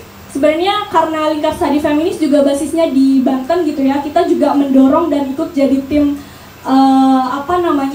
tim penulis di dalam SOP tersebut gitu ya. Sebenarnya ini juga jadi kritikan bagi kampus-kampus yang ada di Banten sih akhirnya, karena ketika tidak menunggu atau didorong oleh masyarakat sipil di luar, itu mereka tidak bekerja gitu. Jadi kita yang sebagai masyarakat sipil tuh harus ngedorong gitu kan. Nah, tapi ada salah satu praktik baik kampus yang dimana itu juga didampingi oleh LSF, yang akhirnya setelah tidak didampingi dia juga mandiri gitu ya, melakukan pendampingan, bahkan dia punya struktural yang jelas untuk dosen-dosen yang memang mendampingi secara psikologis dan lain sebagainya. Saya sebut saja kampusnya karena ini praktik baik gitu ya. Yang pertama adalah Universitas Budi Luhur. dia juga punya satgas yang dimana satgasnya juga berperan aktif dalam berkampanye gitu kan, karena kan dalam konteks langkah-langkah isu kekerasan seksual bukan hanya pendampingan, tetapi yang paling penting justru adalah juga pencegahan begitu ya. Itu ada Universitas Budi Luhur, kemudian kalau di Tangerang itu ada yang namanya Universitas Muhammadiyah Tangerang. Nah, awalnya kami, teman-teman LSF tuh kadang skeptis, ini juga jadi kritikan sih buat kami ketika kampus Islam nih, jangan-jangan agak sulit nih, gitu kan. Tetapi ternyata dia punya perspektif yang progres dalam melihat kasus-kasus kekerasan seksual gitu ya. Dan contohnya ada kasus di mana dosennya itu menjadi pelaku, itu langsung ditindak. Itu kan juga sempat ramai ya oleh mahasiswa-mahasiswanya juga dikawal gitu ya. Jadi peran aktif mahasiswanya juga keren gitu loh. Nah itu juga jadi praktik baik sebenarnya kalau untuk di wilayah Banten ya. Itu. Kemudian terkait sekarang kita tuh juga nggak fokus ya ketika misalnya ada perubahan kabinet, kementerian dan lain sebagainya. Apalagi sekarang kementeriannya ada dipisah-pisah gitu ya. Itu juga akhirnya ngebuat kita sebagai masyarakat sipil tuh bingung gitu. KS aja belum kelar-kelar gitu. Kemudian sekarang juga IPA IPS sekarang akan dimasukkan lagi dan lain sebagainya. Nah, saya pikir kayak pemerintahan kita tuh nggak punya roadmap ajak bagaimana pendidikan kita ke depan gitu loh. Nah, itu juga yang penting untuk dikritisi ya, karena akhirnya kan kayak ketika berganti kabinet, beda lagi kebijakan, beda lagi kurikulum, beda lagi treatmentnya kepada kita sebagai orang yang menerima pendidikan. Itu juga membuat bingung gitu. Sebenarnya pemerintah mau arahnya kemana gitu kan. Jadi itu juga mungkin bisa kita kritisi bareng-bareng gitu ya. Terus, ya sebenarnya konteks relasi kuasa itu bukan hanya orang yang dia punya jabatan, kemudian korbannya tidak punya jabatan. Sebenarnya yang pertama adalah relasi kuasa di sini adalah bagaimana si pelaku itu memerankan peran yang sangat manipulatif. Sehingga korban akhirnya jadi takut untuk berbicara. Yang pertama, kenapa akhirnya korban akhirnya takut untuk berbicara adalah sistem kita. Sistem kita yang juga masih tidak berperspektif korban. Kemudian APH kita yang dimana justru malah sekarang jadi pelaku kekerasan seksual juga gitu kan. Banyak isilop-isilop kita yang jadi pelaku gitu kan. Pelaku kekerasan seksual. Jadi itu yang akhirnya membuat korban enggan untuk speak up dan berbicara gitu kan, atau menindaklanjuti kasusnya. Sama yaitu tadi, karena pelakunya itu punya perspektif yang sangat manipulatif dan dia punya perspektif bahwa ya si korban ini yang notabene lebih banyak perempuan ya, walaupun memang kasus KS juga siapapun bisa jadi pelaku, siapapun bisa jadi korban, tapi lebih banyak datanya hari ini perempuan. Itu dianggap bahwa perempuan itu adalah second sex gitu. Kayak gitu sih kalau dari aku. Ya, aku mau menambahkan saja ya untuk jawaban dari Mbak Evi. Jadi yang pertama dari Safira ya, aku mengapresiasi bahwa ada pertanyaan-pertanyaan ini yang sangat menyedihkan karena kemudian ini bukan cuma satu kasus gitu loh. Ini sering sekali terjadi dimanapun lembaganya. Yang bisa kita sampaikan bahwa itu tadi penting untuk mendapatkan mencari pendamping teman-teman Mbak, karena tadi itu kadang kan misalnya ketika kita mendampingi kasus, tapi kan secara apakah kita punya pengetahuan, apakah kita sudah punya kemampuan untuk mendampingi secara misalnya nih korban, saya mau ke sekolah, saya minta pertanggungjawaban dari sekolah. Apakah kita sebagai pendamping kita punya pengetahuan itu? Misalnya kayak saya gini, untuk beberapa sekolah yang progresif mungkin mereka akan berperspektif korban, tapi untuk sekolah-sekolah yang tadi yang atas nama baik sekolah gitu ya, akhirnya kayak masa sih anak ibu aja kali, nggak gini gitu lah. Jadi mereka berusaha untuk memanipulasi bagaimana kemudian yang salah ke kita. Nah, maka kalau misalnya kita jadi kalau misalnya kita merasa saya tidak punya pengetahuan itu, saya kayaknya kalau ngadep takutnya malah jadinya kita nggak dapat, jadinya akhirnya tadi yang saya mau bilang bahwa akhirnya korbannya justru yang kemudian disalahkan karena pakaiannya, karena apa, maka kemudian penting untuk mendapatkan pendamping, mencari pendampingan. Kalau misalnya ini mau dibawa, mungkin misalnya kamu bisa mengakses, jadi Jakarta Feminin itu punya website yang namanya carilayanan.com. Di sana itu kau bisa kemudian mencari jenis layanan apa yang kau butuhkan.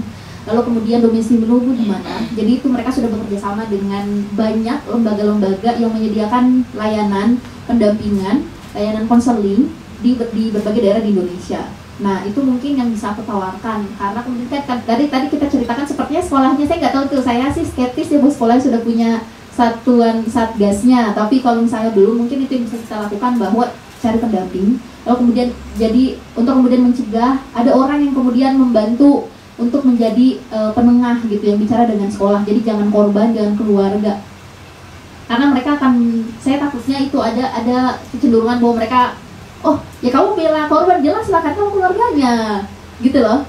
Jadi terus kayak ada upaya-upaya kemudian menyalahkan korban lagi, yang kemudian tadi udah disampaikan korban tuh udah trauma malah disalahin lagi gitu. Jadi penting untuk mendapatkan itu pendamping. Jadi itu dulu dicari dulu ya itu. Lalu kemudian itu tadi untuk misalnya, saya nggak tahu kamu domisili di mana, tapi itu mungkin bisa di apa namanya, yakinkan bahwa kamu nggak sendiri, ada banyak layanan, ada banyak lembaga yang kemudian bisa kamu reach out.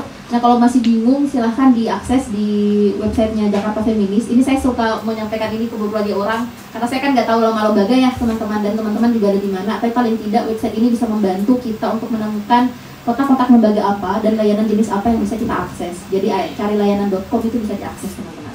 Lalu tadi kemudian praktek baik dari Kak. Jadi pertanyaan Kak Ega, praktek baik, dan kemudian apa sih yang bisa kita lakukan untuk mendorong pemerintah untuk lebih serius menangani ya kasus kekerasan ini gitu.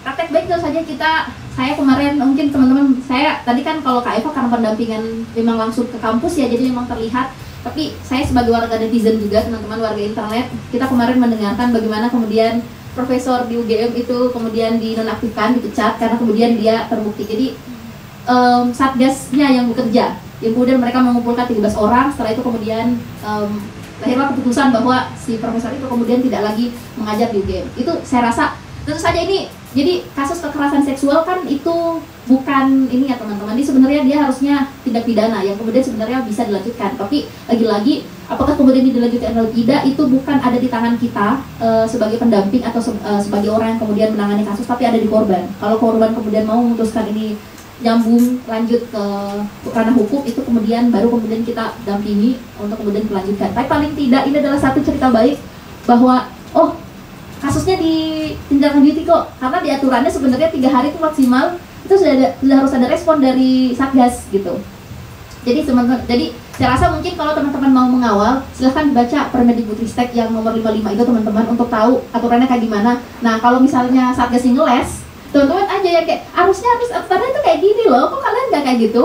Jadi ada dasar teman-teman untuk kemudian mendorong wilayah teman-teman. Nah kalau teman-teman di kampus keagamaan, UIN, IAIN, STAIN kayak gitu-gitu, mungkin teman-teman bisa merujuk ke Permenak nomor tahun 2000, kalau nggak tahun 2020, tapi saya lupa tahunnya, tapi silahkan dicari teman-teman, silahkan dibaca untuk kemudian melihat. Nah untuk kemudian aturannya kayak gimana sih. Jadi kalau ada nih kasus-kasus kemudian satgasnya nggak kerja, atau kemudian kok malah dibiarkan, itu teman-teman bisa kemudian mendorong karena ada aturan ini sebenarnya. Jadi kalau kalian tidak melakukan, berarti kalian tidak mengindahkan aturan itu.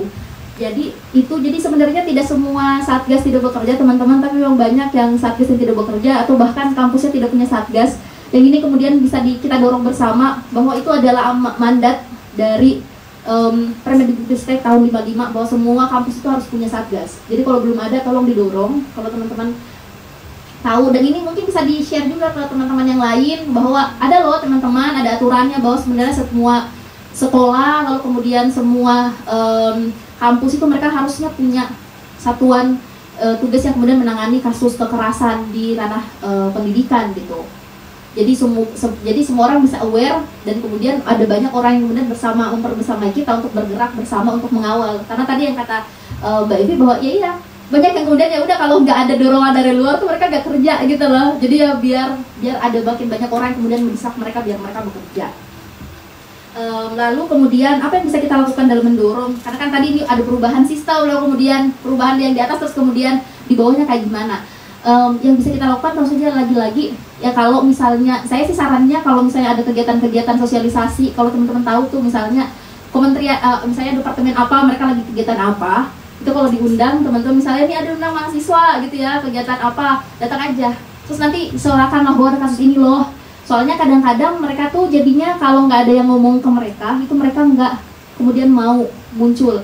kalau di SafeNet kami biasanya melakukan, misalnya ketika ada diskusi kan selalu mengundang misalnya, oh ada isu apa nih, lalu kemudian kita mengundang misalnya perwakilan dari Kominfo. Meskipun lagi-lagi kadang-kadang ya sudah mereka ya kadang ada perwakilannya, tapi kayak tau gak sih kayak ini surat sudah di disposisi, jadi sebenarnya akhirnya ya sudah nanti saya akan bicarakan lagi dengan atasan gitu loh, jadi kayak nggak akan, tapi paling tidak. Dan ini yang kemudian menjadi paling, kalau di dalam organisasi, kalau teman-teman ada di dalam organisasi, kalau ada undangan misalnya mereka mau diskusi soal apa, lalu kemudian ada undangan untuk kemudian FGD mau ngapain, silahkan datang teman-teman bawa isu ini. Jadi lebih ribut aja, karena kadang-kadang mereka tuh nggak ngelihat apa sih yang sekarang lagi viral, apa sih yang sekarang lagi terjadi gitu. Maka kita yang harus kemudian mendorong mereka untuk bahwa sadar ini loh yang terjadi, tolong dong ini diselesaikan, karena banyak hal yang seharusnya sudah diselesaikan tapi kok nggak selesai gitu. Itu sih. Lalu kemudian yang terakhir, bagaimana relasi kuasa bekerja. Yang harus disadari adalah relasi kuasa itu bahkan dalam hubungan yang kita bilang kita setara ya, karena kultur kita masih sangat patriarkis. Orang-orang yang punya identitas maskulin itu kemudian merasa diri mereka lebih tinggi gitu lah dibanding kita. Karena misalnya paling tidak, karena mereka satu, misalnya mereka punya kekuatan, kalaupun mereka secara ekonomi nggak biasa aja, mereka punya kekuatan fisik. Karena kita, saya bukan bilang bahwa kemudian perempuan nggak kuat ya teman-teman, tapi karena sistem cara kemudian orang diasuh, pola asuh yang kemudian mau lihat, ya sudah perempuan tuh dijaga, nggak usah panas-panasan, nggak usah yang melakukan hal berat-berat dan sebagainya, laki-laki lah yang ngangkat apa-apa, jadi mereka secara fisik akhirnya mereka lebih kuat. Akhirnya kalau misalnya nggak ngapa-ngapain, kita kan takut ya kalau dipukul. Misalnya kalau ini takut nih, ini orang kalau mereka emosi terus kemudian kita diapa-apain, kita dipukul terus kemudian kita disekap dan sebagainya. Jadi ada relasi power itu gitu. Jadi meskipun kita bilang kan sama-sama mahasiswa semester 1, masa iya, terus kemudian secara ekonomi kan sebenarnya lebih tinggi yang ceweknya dibanding yang iya, tapi kan kalau orang dibunuh mah dibunuh aja kan, nggak ada permasalahan soal itu. Jadi relasi kuasa yang melihat bahwa orang yang punya identitas maskulin itu punya power lebih besar dibanding orang-orang yang punya identitas feminin. Itu satu. Lalu kemudian karena digital ada satu hal lain yang kemudian ini memunculkan relasi kuasa, ada anonimitas itu.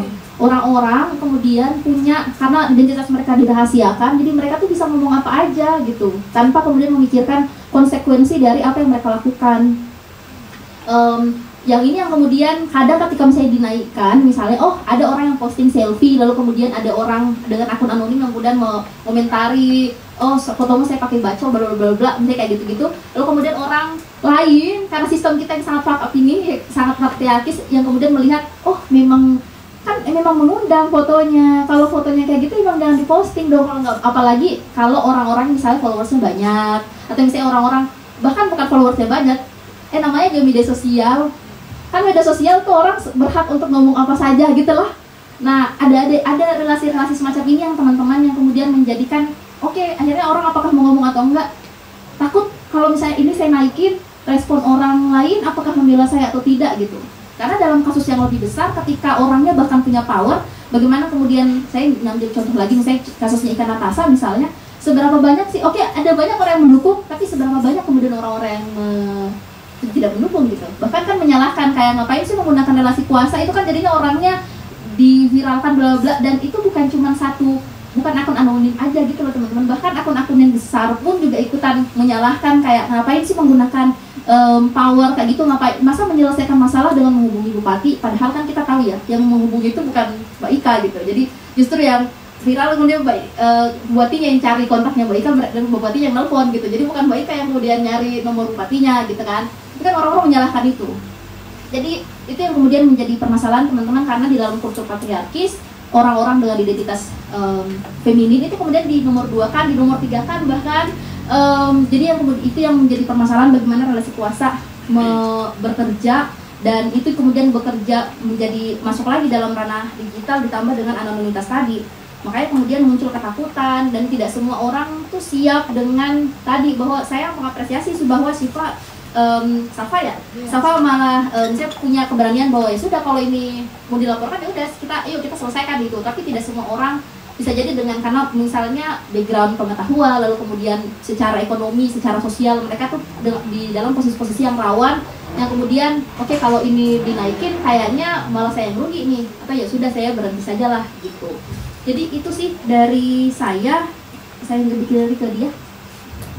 Oke, terima kasih kepada Kak Eva dan Kak Nurul ya. Semoga pertanyaan yang teman-teman ajukan bisa mengurangi keresahan ya yang terjadi khususnya di isu kekerasan seksual ini.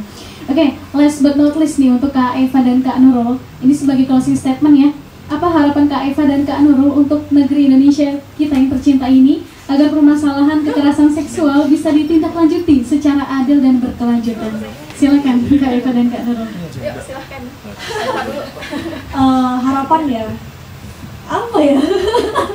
Harapan untuk mungkin sebelum harapan untuk bangsa Indonesia, harapanku untuk di lingkar kita gitu ya, pasca ini silahkan mulai kembali terus membicarakan tentang isu kekerasan seksual. Kemudian yang paling penting adalah di lingkup perguruan tinggi atau di lingkup sekolah, membicarakan isu kekerasan seksual itu bukan membicarakan tentang perempuan, tetapi membicarakan tentang kemanusiaan gitu. Jadi penting banget isu kekerasan seksual bukan lagi ada di program kerja bidang PP gitu ya, tetapi ya dijadikan juga isu prioritas teman-teman gitu di organisasi masing-masing.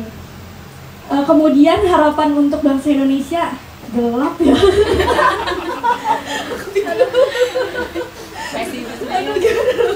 Aduh, gimana ya?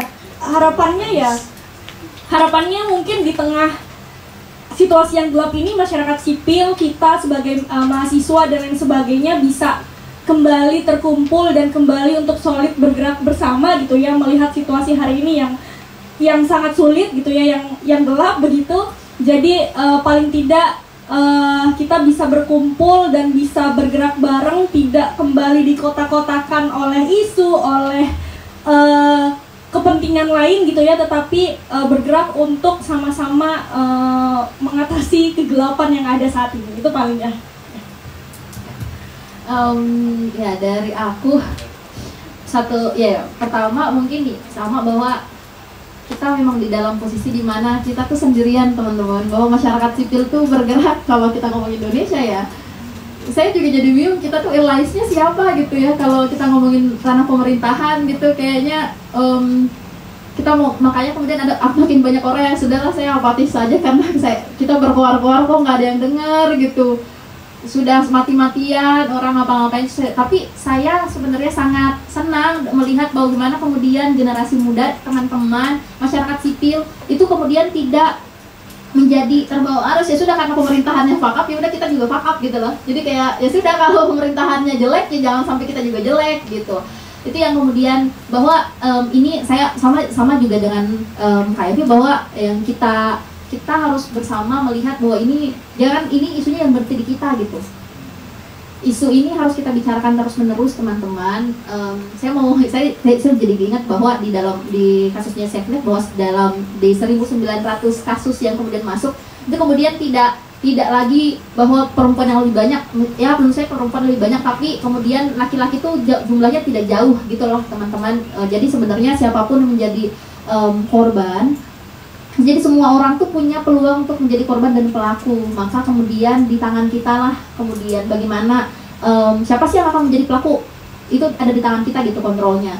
Maka ini pengetahuan soal apa yang teman-teman dapatkan dalam diskusi-diskusi seperti ini, lalu kemudian pengetahuan yang teman-teman lanjutkan dengan membaca berbagai macam aturan, berbagai macam referensi, itu jangan sampai berhenti di kita, tapi kemudian kita sampaikan ke teman-teman yang lain. Ya sudah, misalnya lagi nongkrong terus ngomongin, ya kemarin kalian baca nggak sih soal ini, tahu nggak sih sebenarnya itu diatur ada ini, kayak ya mungkin nggak dibicarakan secara formal, tapi kemudian di dalam ruang-ruang informal ke teman-temannya. Kalau teman-teman punya adik, punya ponakan di dalam ruang lingkup sekolah, dalam ruang lingkup yang, karena saya grooming juga sekarang lagi gede gitu teman-teman, jadi tuh tolong dinaikin lagi bahwa kemudian, karena kan sekarang anak-anak semua megang handphone ya.